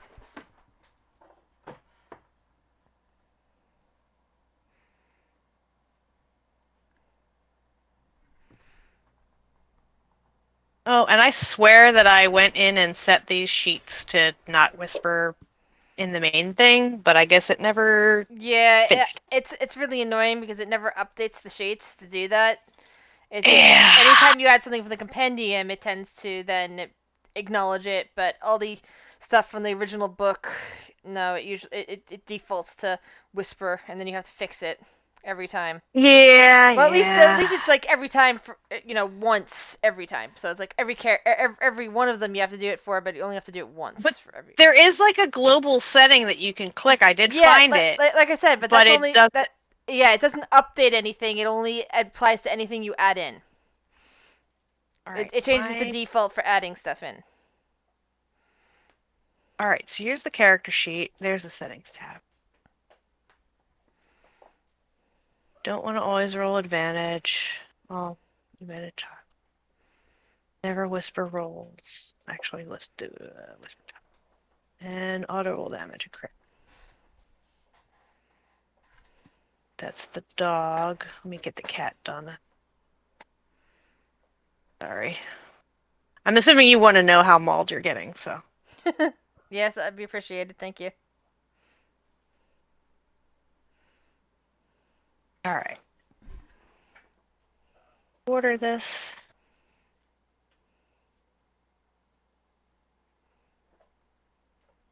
Okie dokie. So, thanks to Estelle, you guys didn't get surprised. Helena, you're kind of looking over the guy to see if you can help. She shouts, and you see these two cats moving in.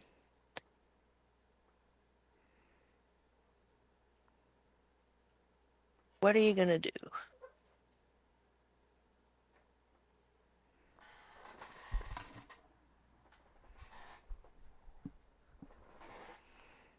And you're muted if you're talking. Sorry about that. Oh. Okay. And Orion is late to the party, apparently. You I'm were just always gonna. Oh, late. I gotta take the Avalanche off of there, huh? You don't want the Avalanche to have a turn, right? Ah, no, good. Okay. All right, so I will self-target this one. Alright, and this map should be to scale, so he's about 30 feet away. Maybe about 10, 20 feet up.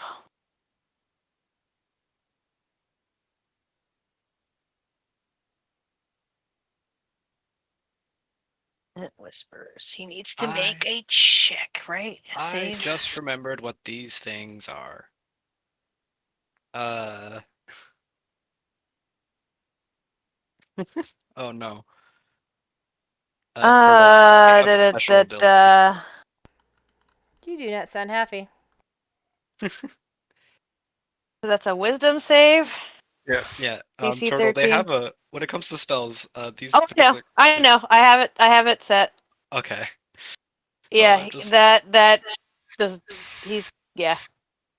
No, you take 6 psychic. I think it's how.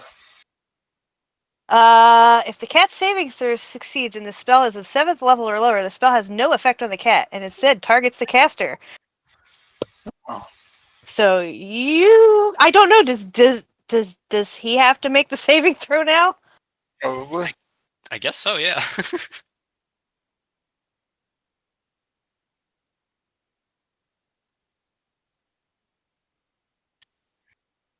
So unfortunately, you take 6 points of damage. Uh, Even did they take? Is Dissonant Whispers? Okay, it's not. I'm thinking it's the other one, Mocking Vicious Mockery, which is you don't take any damage. right. I'm actually a little glad that Helena did that because I didn't want to metagame and I was gonna have Gizmo cast Cause Fear on one of them. But now that I know that their wisdom is good, and that they So yeah, the cat kind of like, I guess, shrugs it off. It bounces off its thick pelt, and something off about these cats.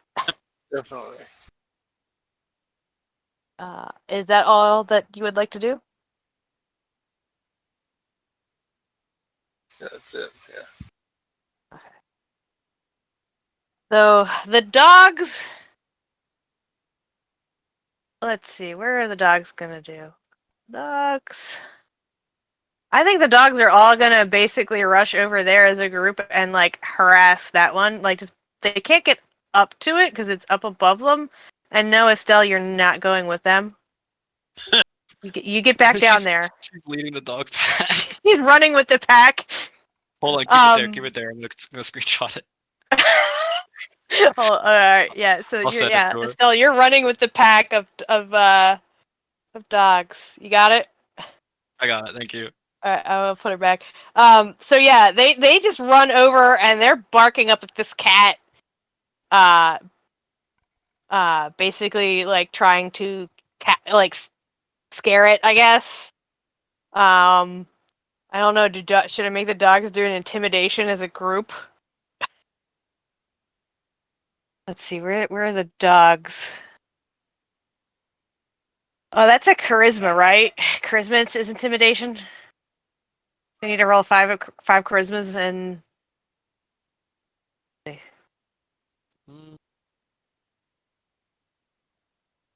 One. They're still whispering. That's a good one. That's not a good one. Uh,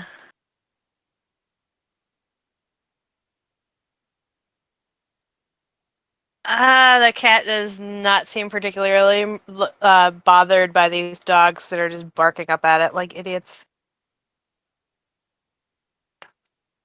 And that's all the dogs are gonna do. All right, so let's see. Estelle is a melee character, I believe. Let me see if she has anything that she can actually do. Where is your sheet, madam?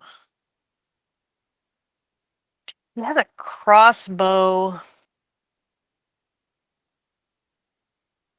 Let me see what she's got here. She's got a fighting style.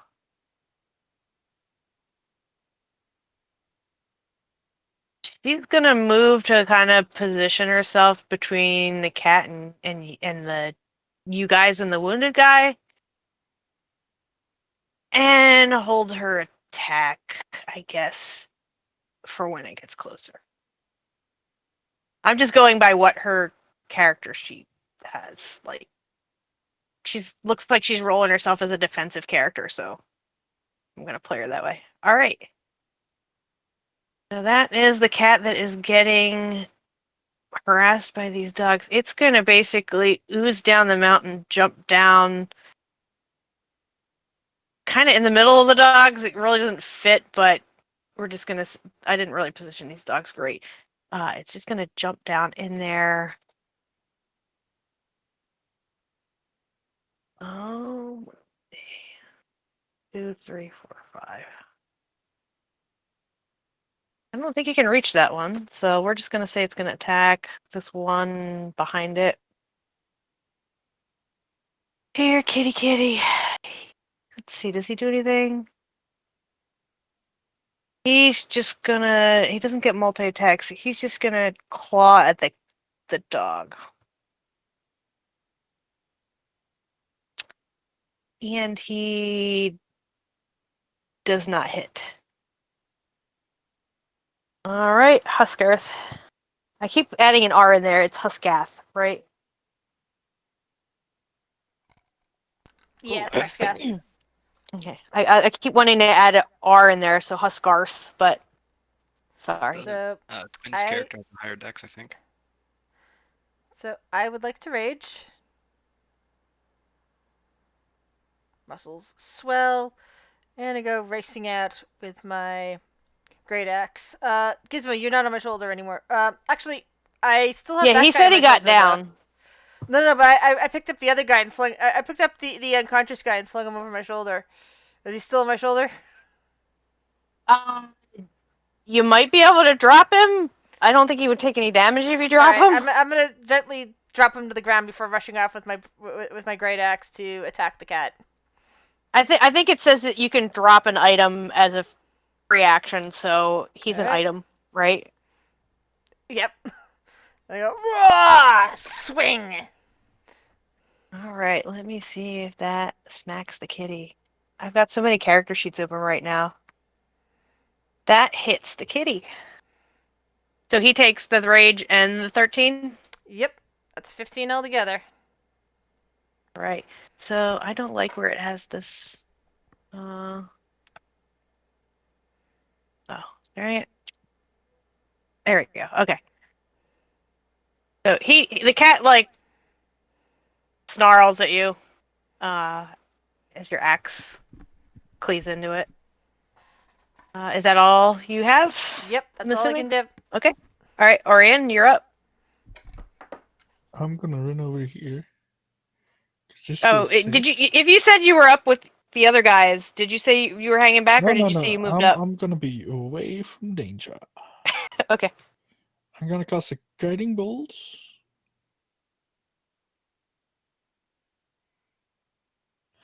At this one, because I don't want to piss this one off to come get me. So does 18 hit? 18 does hit. So you do, and does that give the next player advantage? I believe, right? The next attack has advantage on it, yeah. Okay. All right. And is that your turn? Yep. Okay. So this one up here, actually, I think I did the cat's out of. Oh no, it's weird. I think I did the cats out of order, but guess what? This is going to be this cat now because I did them out of order. So the one that's up on the hill that Helena tried to shoot is going to leap down. Let me see what his movement is. He gets 30 feet to climb and 40 feet. So he's basically going to ooze down the mountain, and he's about 50 feet away. I said he's about 20 feet up. And so does he get to use, if he uses 20 feet to climb, does he get to use half? How does that work if he's using two different move types? Or can he only climb down and have to stop? He can. Probably Or does he? split it. You can split it if it's the same amount on both. Then it's an even split. So he's got 30 feet to climb. He's going to use 20 feet to climb. Well, he might just jump down. I don't know. If he jumps down 20 feet, is he going to take damage? All right, we'll say he climbs down the 20 feet. Basically gets to the base of the hill, and then he moves in closer, but doesn't quite reach Estelle. And he just kind of sits there, like lashing his tail. Giving her the like, I'm gonna get you eyes that cats do. You know how they, yeah. Grizz knows what I'm talking about. Oh yeah, yep. I was looking over my All right, cats to Gizmo. see if either of them are giving me that look. No, they're not currently giving me that look.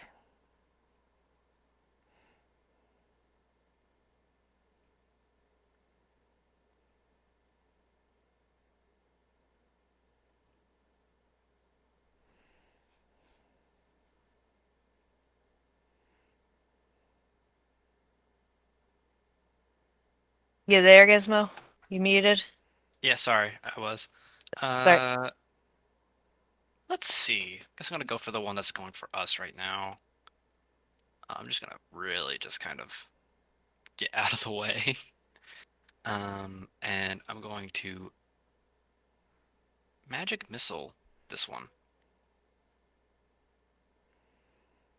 So that's just gonna automatically hit 3 missiles. So yeah, that doesn't technically target him, I guess, so it doesn't trigger his turning. And it doesn't trigger a saving throw, so that's right. Yeah, it doesn't trigger either. Yeah, but yeah. Okay. So that should be All 10 right. force So damage. 10 damage total. It looks. Yep. And I'm just gonna see. I got more 15 feet. Just hang out with a friend here. That's my turn. Alrighty. So the cats have to choose between us. All right, Helena. Back around to you. Yeah, after seeing how bad it or what it does spell wise.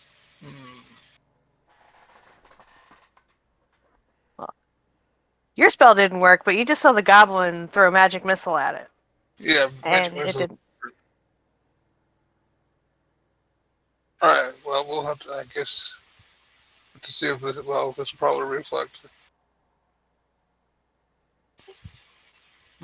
I think I'll actually hold my action to move with the ranger, the fighter, when she moves and help her. All right, so you're gonna give Estelle the help action, Yeah. so that basically she just gets advantage on her. Well, yeah. Okay. All right. So now that this cat is down, the dogs are gonna take a couple snaps at it. Let's see, starting with doggy, this doggy. Get a bite. That misses. They don't get pack tactics. They do get pack tactics. So that hit. Why are you not rolling damage? Erg. Erg.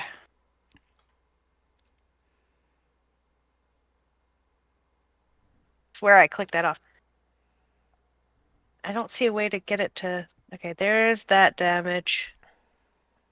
But that one didn't hit. Ugh! Alright, so he actually, the first dog actually did hit since he's got pack tactics and advantage. And actually he he latches into its throat and kills it. Oh my And god. he's basically like hanging off of this big giant cat's throat and like shaking it like uh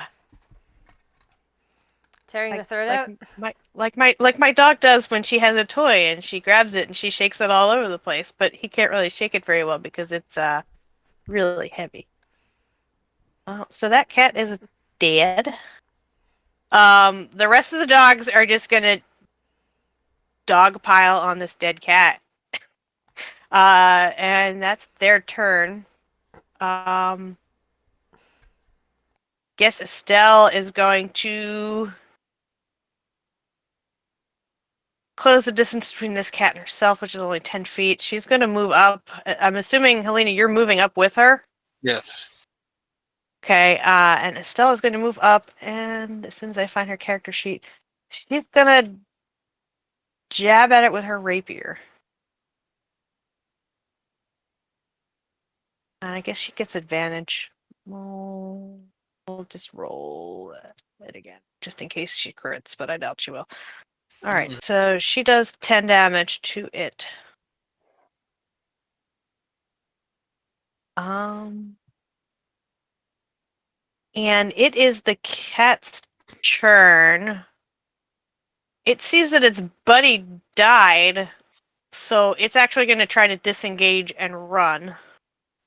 Ah. I wasn't expecting these guys to be so squishy. You figured out that they're spell bouncy. we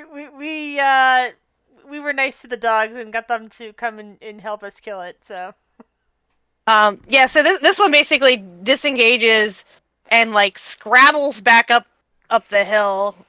But it doesn't quite get away. So if you guys want to try to keep hitting it, you can, or you can let it fuck off. It's up to you. well, we got a wounded man to transport, and the dogs are probably tearing apart the corpse of the other one. So I can't. It's not like we can spend time harvesting hide from it. But Huskath, if you guys want to stay in initiative, you can, and you can try to kill it before it gets away. I was just gonna Or let my rage drop as I go over and help, put the guy back on my shoulder to get alright, ready so to carry him y'all out. are done. Yeah, done changed with the cat. Okay, so we'll just say he is gone. Delete him. He ran away.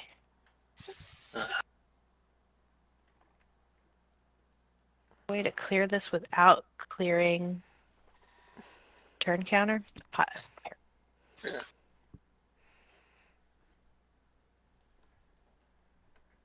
All right.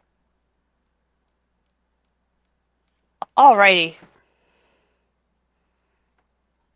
So yeah, like I said, the guy is pretty beat up. He's barely conscious. I will now cast Healing Word on him. I have him slung up over my shoulder. I didn't know you were gonna do that.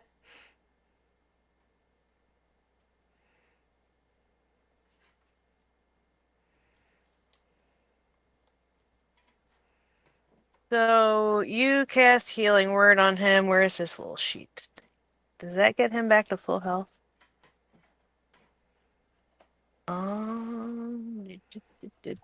Doesn't get him back to full health, but he wakes up and kind of seems surprised that he's draped over something big and furry shoulder. Hello, He's friend. just You like- almost got eaten. He's just like, put me down. What's going on? I'm going to gently set him down. We're You rescuing were you. unconscious here. These are your dogs, aren't they? They led As soon us as to you put him down, the one dog that came with you guys, like basically like just starts licking his face.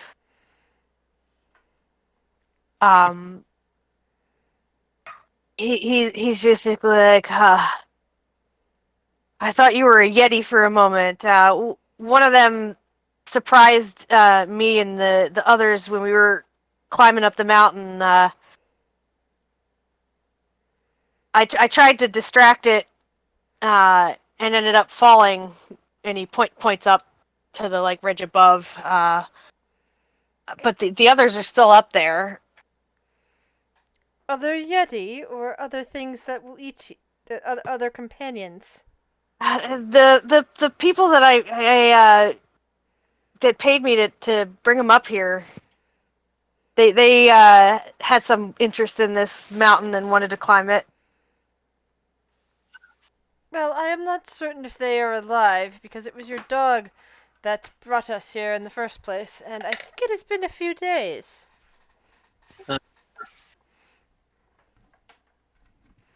Now come. Your husband is worried about you.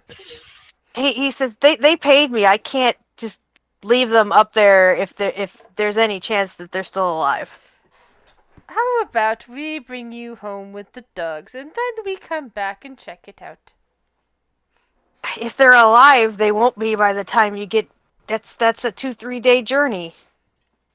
Well, you are in bad shape. Your husband is worried, and we do not have necessarily the supplies to climb the mountain. I believe they are already dead. It will not matter.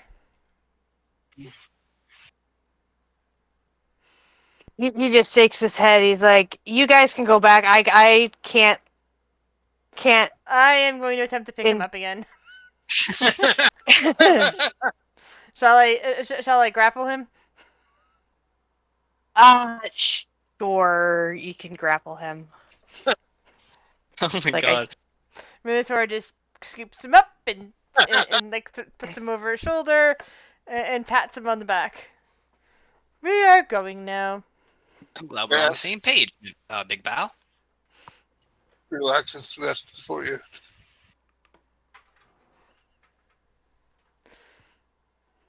He's basically gonna like shout and kick, but he can't really do anything about it. He's like the little kid in the toy store. The toy store, huh? I That's cast being sleep on him. I Sure, cast go sleep. ahead. Go ahead. Yeah, you knock him out. Pretty sure I can angle it in a way that doesn't like, because it's an area effect. Angle it in a way so that it just I've got catches it 25 by the hit edge. points. I mean, good. he's got the lowest hit points between him and Huskarth, and I'm just not counting the dog. Like if you know. Huskath has 25 hit points, so Yeah, no, Huskath is he's good. got like 12 right now because you didn't heal him all the way. Okay, so yeah, I'll be fine. Yeah. So he's out. He's out like a light. I was looking at you going, you can cast a sleep spell anytime soon? Huh? Oh, you mean on the cats? No. Well, she's not affected by sleep, so she doesn't know you cast already. Are the dogs following us as we make our way back down the mountain? Or are the dogs... Yeah, the dogs are just like, you know, trailing along after you. Alright.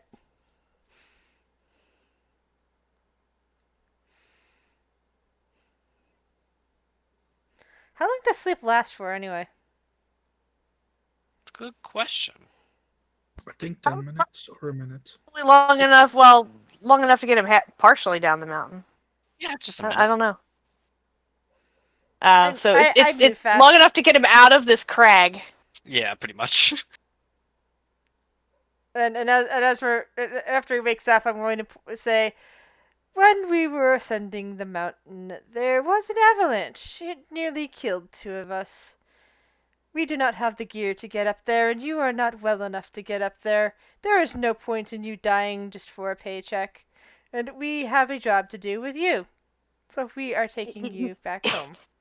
He says it's not about the paycheck. It's about leaving 3 people to die.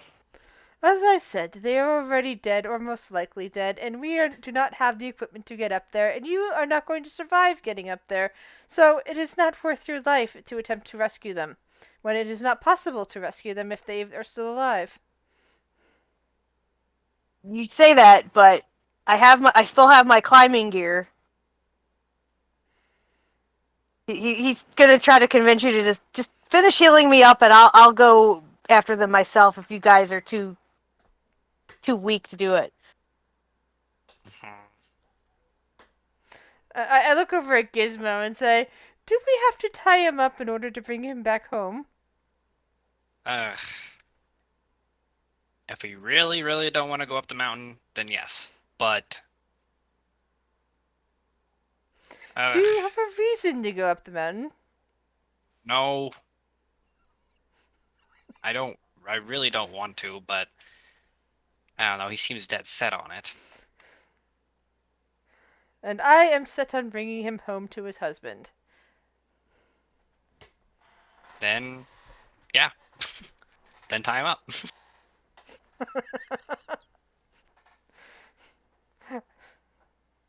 I'm just wondering if there's any objections in the party. I don't know what everyone's alignment is. But this is definitely one of those cases of lawful good is probably... Gizmo was surprised that you were the one who was like. Gizmo was surprised that you're the one that was like, yeah, let's just take him home. Because that's what Gizmo was going to I'm say. chaotic neutral. I am my character's of the opinion that the other people are dead because this guy was clearly laying there for a couple of days. Nobody came to help him. There's Yetis. The Yetis probably ate the other people. There's no point in going to go check for them, and we have a job to do in saving this guy.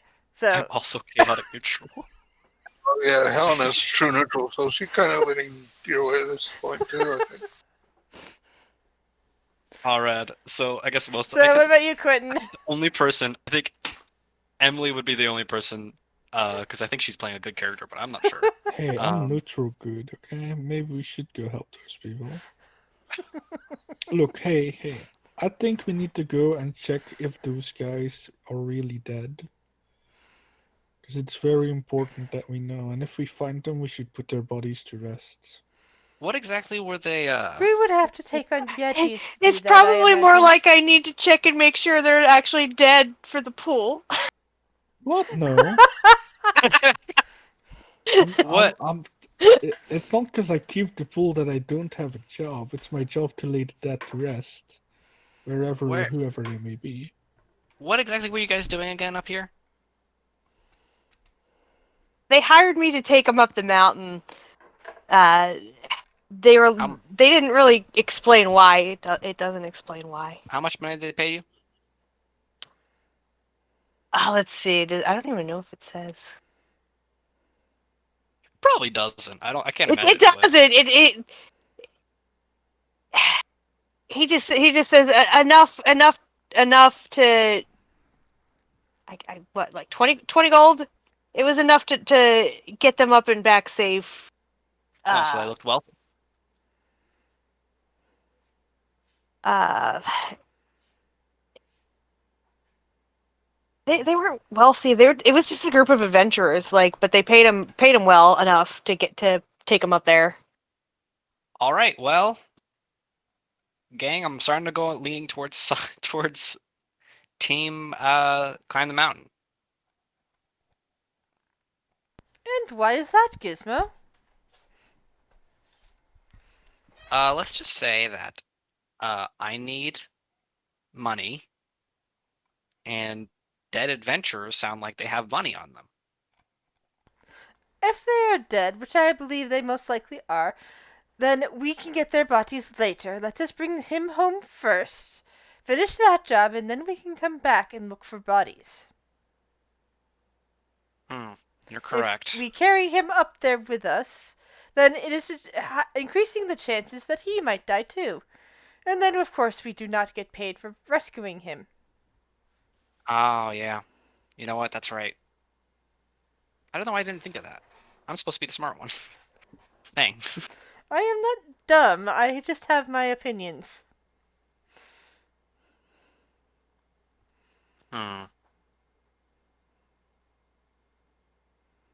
All right, yeah, let's just bring him home. Gizmo has no reason to. Yeah, and I'm not really sure. Like Emily's character would probably, let me check her and make sure she is. I can't imagine her playing an evil. She's chaotic neutral. She's in. We're All right. all, Yep, okay, like, so majority most rules. most of us are neutral. Yeah, actually, all of us are neutral to some degree. So yeah, like 3 chaotic neutrals. No, yeah, 3 chaotic neutrals and a true neutral and a neutral good. Do we really all roll chaotic neutral? That's insane. That's insane that we all rolled chaotic neutral characters. Well, 3 of us at least. And then 2 of us were like. That's still a majority of the party. It's only a 5-player party. I'm not giving you guys beans. Sorry. What? The chaotic beans that I keep giving to chaotic people. Yeah, you really should stop giving them to Will. Will caught the attention of the trickster, so basically I make a roll every time Will does something very outrageous, which usually happens at least once a session. You're rewarding him for doing it. It's not me, it's the fourth wall breaking god.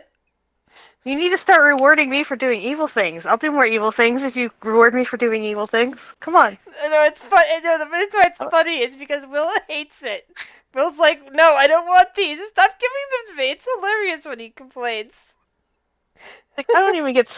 All I get is scorn for being evil. It's not fair. No, joke.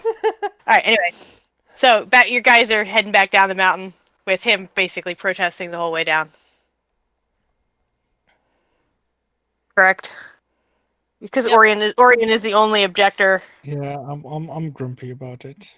And I did reassure him that we would go back and look for the bodies after we delivered this guy. Okay. Do not Good. be grumpy. You will have buddies soon.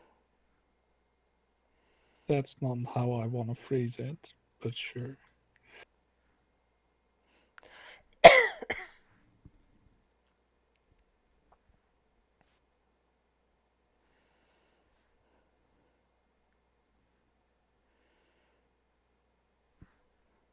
All right, so I'm just gonna say you guys make it down the mountain without any issues. Um, he kind of grumps when you get to the bottom, and he says, "I could have fixed that sled, but well, I guess the sled's." He's like, I could have we could have dug out and fixed that sled, but since you guys weren't gonna help me, I'm not gonna help you. He's just gonna be like he's gonna be a jerk and just like be difficult the entire way back. Uh, since I'm the one pulling the sled full of ingots, I think I'm going to put him on the sled full of ingots and tie him there just in case he decides he wants to get up and. Well, you're not. run. You're at the bottom. You're at the base camp. You're not to the. Oh, It's okay. a whole. It's you basically probably need to take a rest at some point before you start back because it's. Yeah. It took you 2 days to get here, basically. You sort of got here close to evening, so after the avalanche and all that fun stuff, you guys probably need to do a long rest before heading back.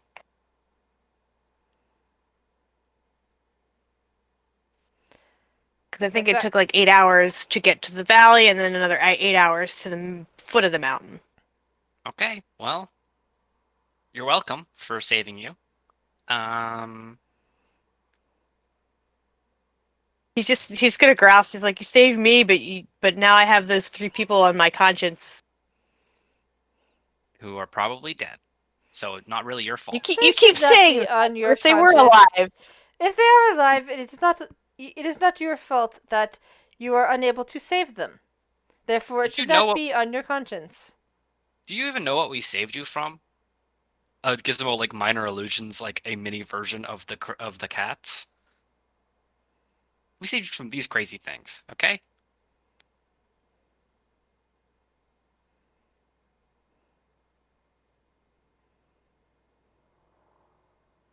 He's just gonna be like a petulant child. he's like my reputation is gonna be at stake. This is how I make my living. Nobody's ever gonna hire me as a guide again if they find out that I abandoned my charges on the mountain.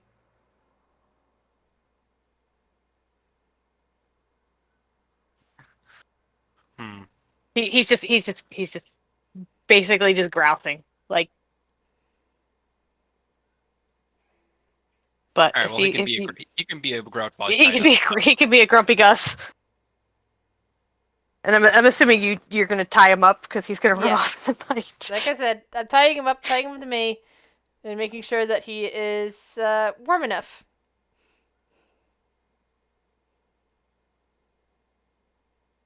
All right. So I'm gonna assume that you guys go to the base camp and try to clear it out to camp there for the night. Yeah. So I guess really doesn't give me.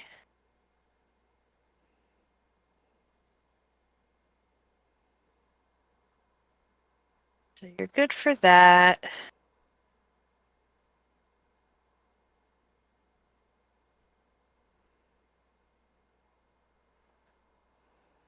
All right, so you guys gonna set up a watch? can yeah. I didn't take my book out of the bag. Give me your book. Ugh.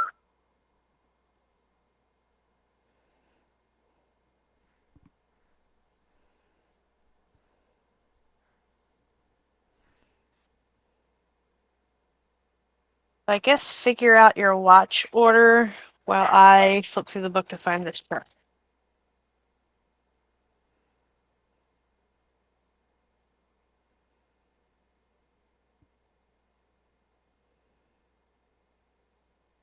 I can be on first watch if you guys want. I'll be on last watch. I can take the last 4 hours. I'll take second watch. You know what? I'll take first and second watch because I'm an elf.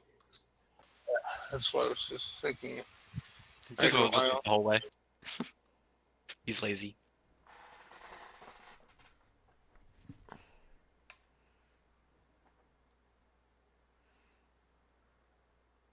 All right, give me perceptions,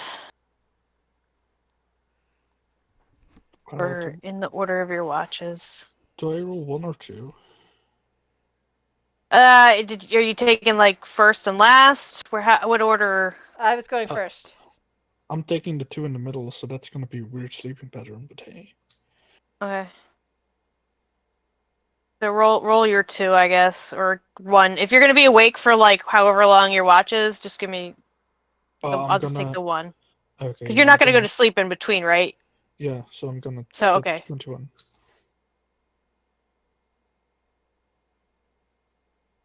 So Quentin, Orion, while you're sitting awake, I'm assuming you guys like lit a fire and everything, or are you?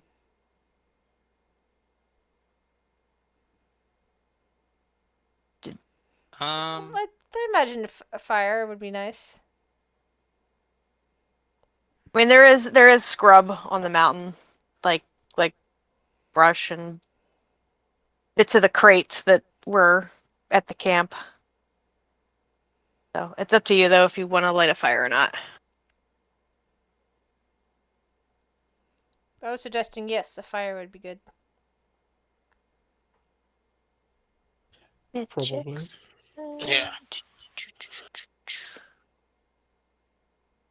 So Orion, like you're sitting there on watch, and doesn't really say how many. It just says like uh.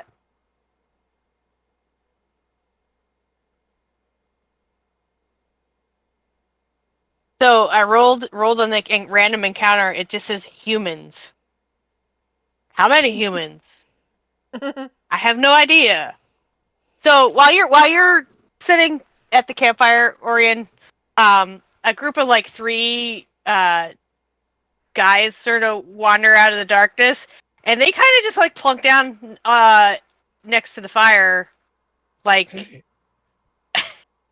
welcome. Come enjoy the heat of the fire. Are y'all okay? It's a bit dark outside to wander around at this point.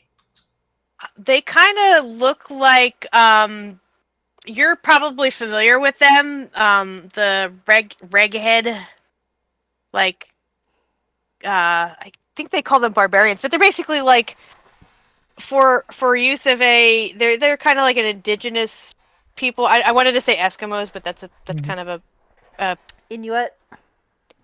yeah, yeah, like Natives. natives.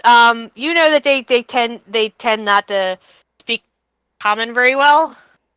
But like this is in line with what you know of them. They kind of like Can I offer them something, like some food or some drink? you would know that that if they see a fire and like they would kind of just assume that it's okay to like crash it because that's sort of the way they work. It's fine. Um uh so they kind of come in and sit down and look like they're just taking a break. Uh if you offer them food, they might accept and then offer you, I'm you gonna know, offer them some food. I don't know. I'm a good boy. you know, they're kind of like one of those like, you give them something they would share back, like sort of like if you give them ration bars, they'd give you dried fish or like caribou jerky or something like that. Um, yeah, they're just kind of chilling. Uh, they don't really, I'm just chilling, giving them some food. And that's it. For us, I'll be reading a book. I guess like when Helena wakes up for her watch, she'd be surprised to see that like there's extra people there. There's some people chilling here. Just don't disturb them. And with Estelle's background, like she actually like spent some time with these guys. So if she wakes up at all for a watch, like she would be, she knows a couple words, so of their language, I would say. She would like read them and stuff, and like in the morning she would explain that they were basically from what she gathers, they were out on a hunt and saw the fire and just came to. Yeah, sometime during that, Elena would pull out her notes and make some notes all about this. But like once once the sun comes up, once like it's kind of hard to tell because of course during the night you saw whoever was awake around midnight saw the whole casting of the spell that keeps the sun from coming up. But like once they decide that they're done resting and you guys start waking up, they kind of make a gesture of thanks and sort of like just head off on their on whatever they were doing.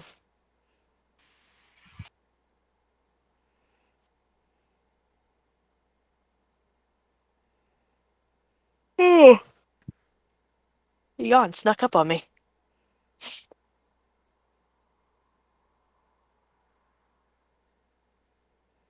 But yeah, nothing eventful happened in the night other than random dudes crashing your campfire.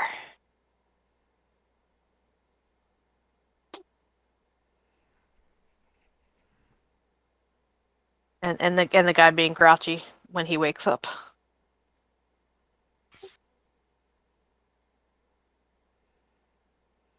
So are you guys going to head back? I'm going to check on our guest / unintentional prisoner, making sure he's okay.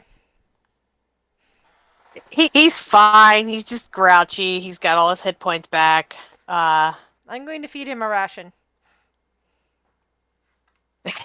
Are you going to cram it in his face? I'm going to take pieces off and gently feed him. Like how little kids, when you try to feed them and you're trying to put the spoon in their mouth, he turning his head to the side, like dodging it. Yeah. I'm so happy you know how to feed hostages. That's a useful skill we're going to be needing later. In case no one got that, he's pants on taking a lot of hostages. Great. You eat my this stupid dog. My dog ate my biscuits and porn sticker. Where did you even find this, dog?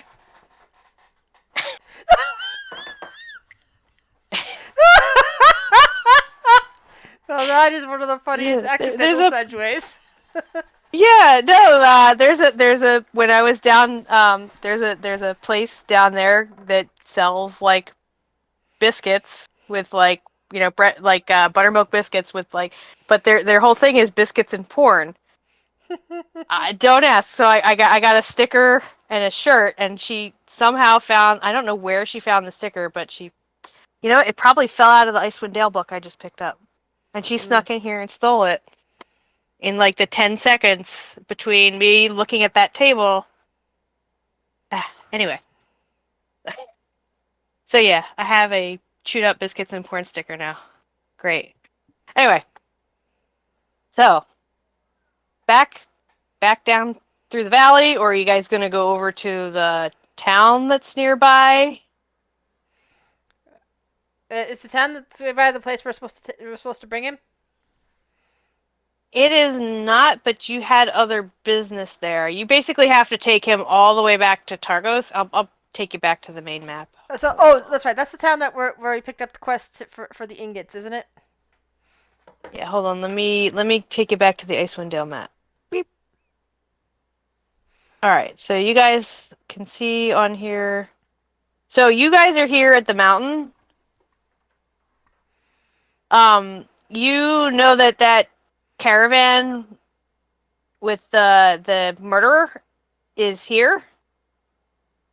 You left the ingots like here. You need to take them back to, I believe, here. And the Okay, guy. so where are we right now? You're here at Kelvin's car in this big mountain. All This right. giant nipple-looking thing. So I say that we get back our ingots and then take them where they're supposed to go. So you know it's about a 2 days journey. Which one did you say About, that we need to bring the guy to? so he needs to go here. You actually didn't come from Targus. You came from Bryn Shander.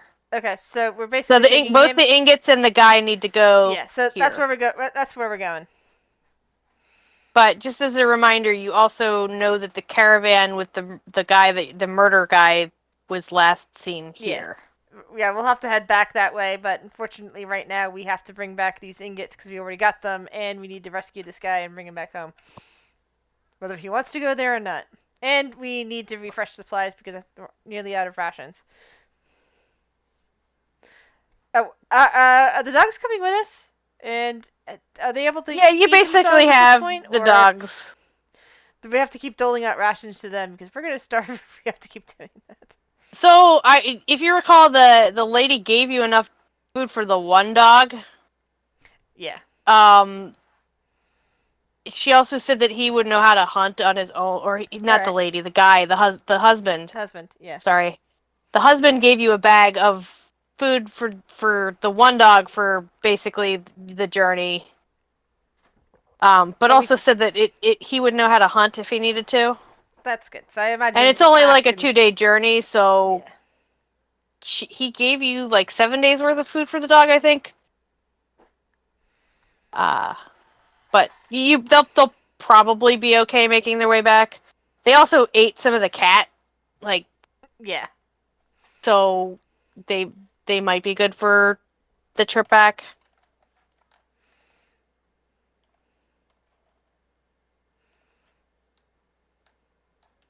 So I guess we'll do. Let's see if you get any encounters on the way back. I guess. And do any of you guys have want to change that plan? None of the rest of you guys are talking. No,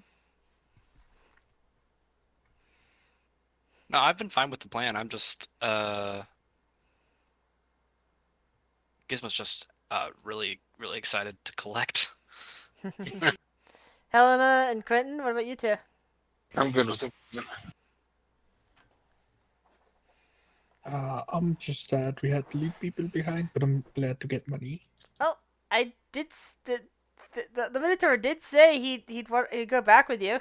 He just wants to make sure this guy gets back home safely first. I mean, at this point, they're probably dead. Well, yeah, but that's why he didn't want to waste time looking for them now when this guy needs to go home.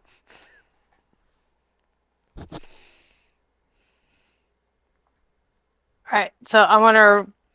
Assuming you guys are going back, I'm just gonna roll your random encounters. Or. Oh, we collected the cash though, right? Yeah, I said that I wanted to grab the ingots on the way back. I was going to secure the guy to the cart, basically. Get him bundled up there, keep him nice and warm, but make sure he can't go anywhere if he tries to run away. And then we turn Are the you- ingots and him. So, like I said, this is a like. You basically can go 1 mile per hour. Are you guys gonna press through, or camp halfway?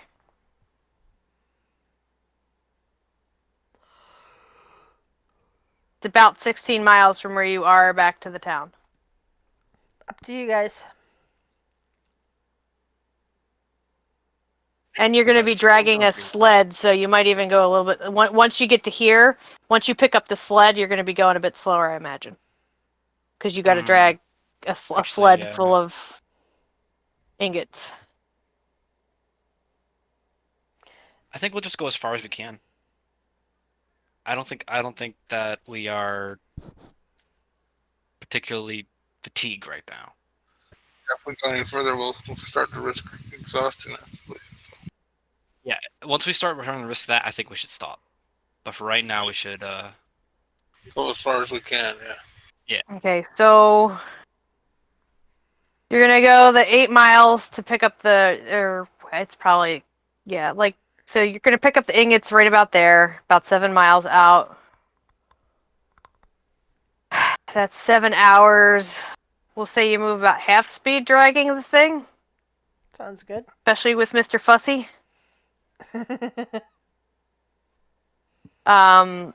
So we'll say you get like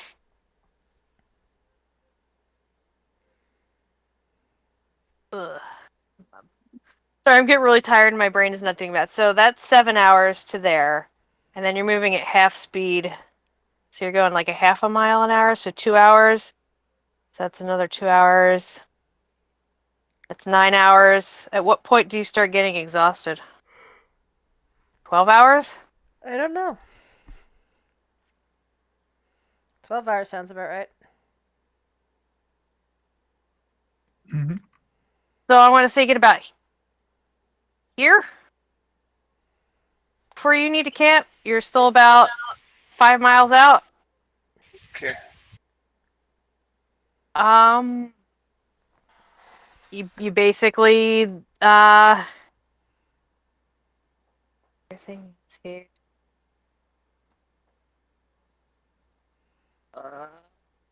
You look out and you don't get any blizzards.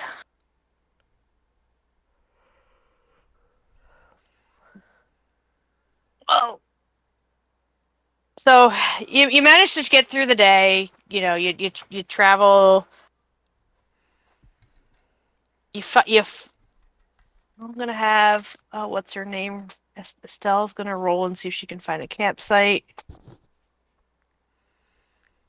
You find a halfway decent place to camp. In between some snow mounds. They're not dunes, but you know, snow dunes, drifts. Uh, there's enough wood to scavenge for a small fire if you want. She's an outlander. Let me see what that does, because she How many rations should I be down? took you 2 days to get there. You were there for 2 days to get there, 2 days to back, so probably like 4. I think you guys took like 10, right? She's got 11 on her sheet. Yeah, so I have like.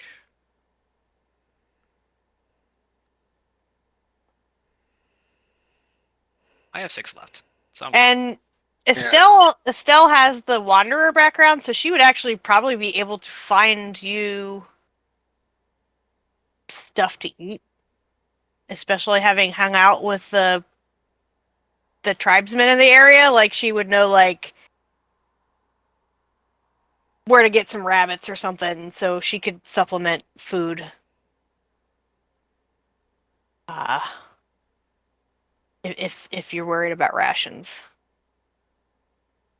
Uh, Yeah. But if you guys are gonna set up camp,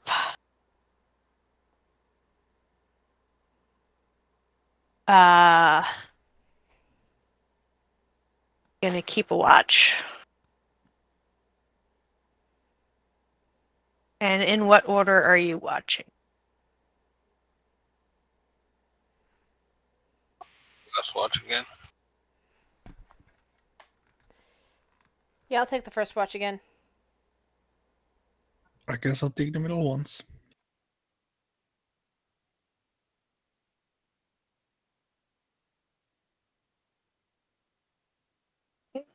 So give me your stuff.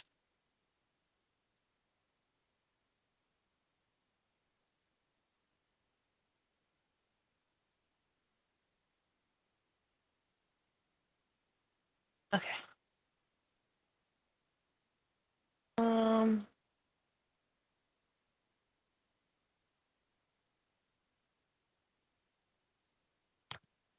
So,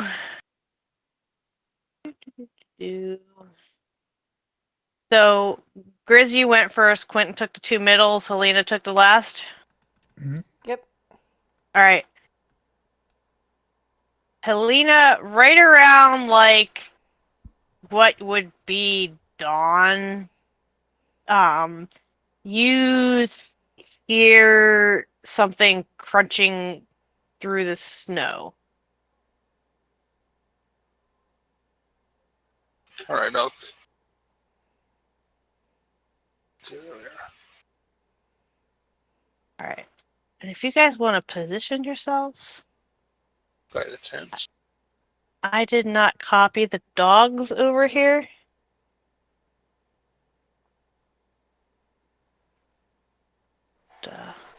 Copy him a bunch.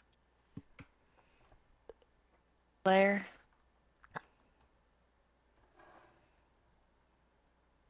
But yeah, if you guys want to position yourselves where you would be hanging out. More.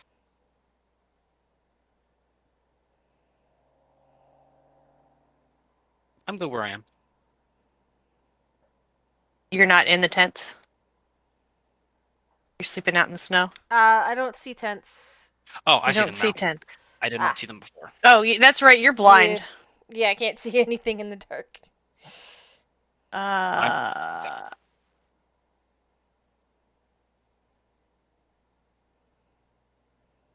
gonna give this dog. I'm gonna make this dog give off light, cause yeah. Here, we'll just say you have a torch on you, cause there's a campfire in the middle. I'll just put you in a tent.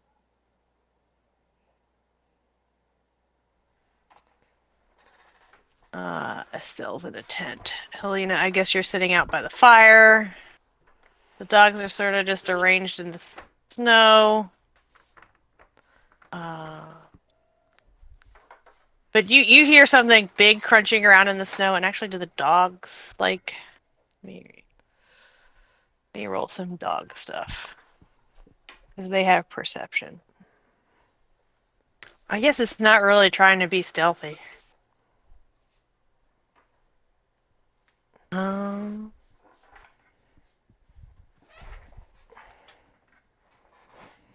Passive perception of 13. Question is if the dog is awake. It's not trying to be stealthy. So, Helena, you basically see a big, like, white thing crunching through the snow towards the camp. The dog sort of notices it at the same time that you do. Oh, No. quick question. Did we have a long rest after the pairs? You did. You was had a long divided? rest between now and the cats. Okay. All right. I'll say at the top of my voice, we have company. I guess everybody who's asleep, give me a perception check to see if you heard her yell. It's pretty easy. Unless, if you don't roll a 1, you probably passed. So, if she's yelling. Well, Gizmo, you don't. You're snoozing. And I'm yawning as I wake up. Is not used to sleeping in a tent or anywhere comfortable.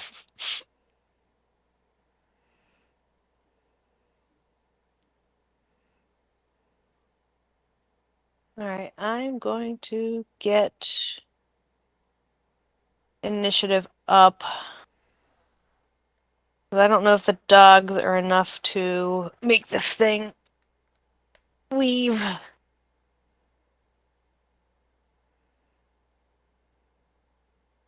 Should I roll initiative as well? Yeah, go for it. You just might. Have to remake perception checks or something. Yeah. Unless, like, somebody, like, kicks you. All right, why can I? Oh, it's because I'm not on the So layer. Gizmo wasn't sleeping in the same tent as Huskath? Probably not. Okay.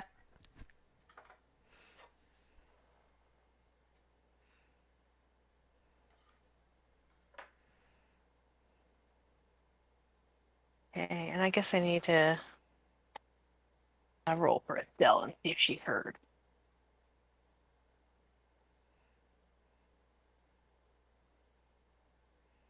All right, she at least got a 6. Okay, so she's awake, but she's in her tent. Give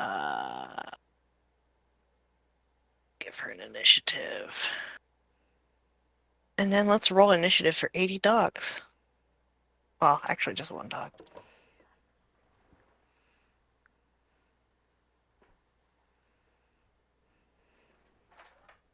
Alrighty, is that everybody? I think we're missing Orion.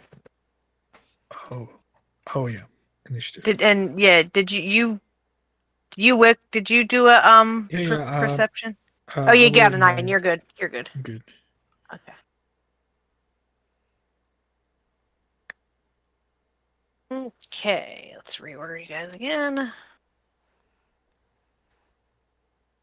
All right, so Helena, you see this thing lumbering through the snow. Does it seem to be hostile? Can I tell? It's heading towards the camp. Like it looks like it's, you know. I mean, you can roll an insight or maybe a nature check to see if you can see if this thing.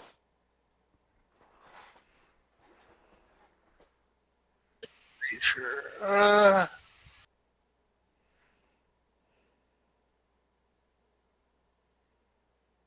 Yeah, you're pretty sure this thing is looking for a snack. All right. Well, then I'm going to mock it. Or attempt to. DC 13 wisdom save.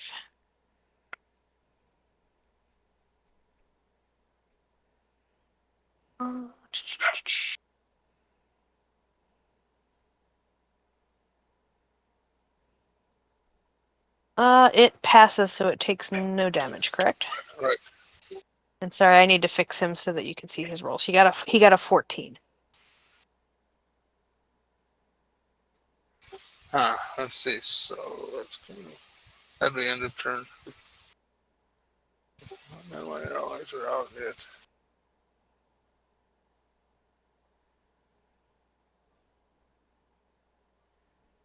All right, so the dogs basically just shake off the snow and start barking at it.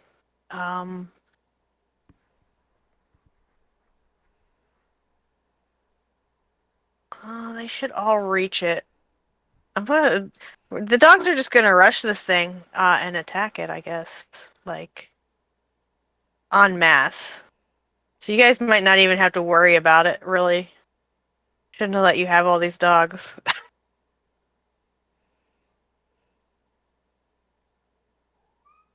think they can all basically surround the sucker. And they all get pack tactics and advantage. Although this guy up here might be more than. He can get in there. I want to join the party, buddy. The dogs are basically sleeping under the snow because it's what husky dogs do when it's cold. They just basically, you see all these dogs burst out of the snow, rush this thing, Helena. Nobody's gotten out of their tents yet, so they have no idea what's going on, and they just they all get advantage, which I don't have a toggle for. Let me fix that real quick. Gosh darn it. I do have the advantage toggle turned on. Why is it not showing up? There it is. Oh no, I don't.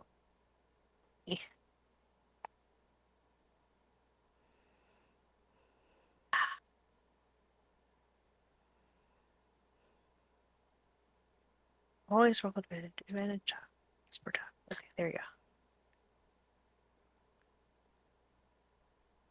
go. And what is his AC? Pretty shitty. So these dogs are probably just gonna eat this guy alive. So that dog hits. Party's just gonna wake up to a dead owlbear.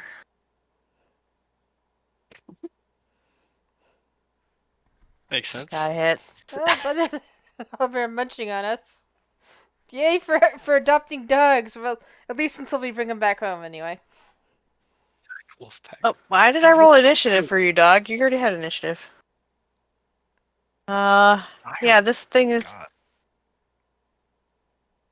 That's 3 dogs. There's 6 of them, right? Yeah, 6.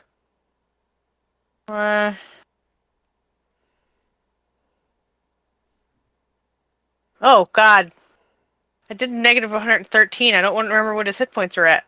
Let's fix -8, -9. Yeah, I think this thing is going to be dead before you guys even get to do anything.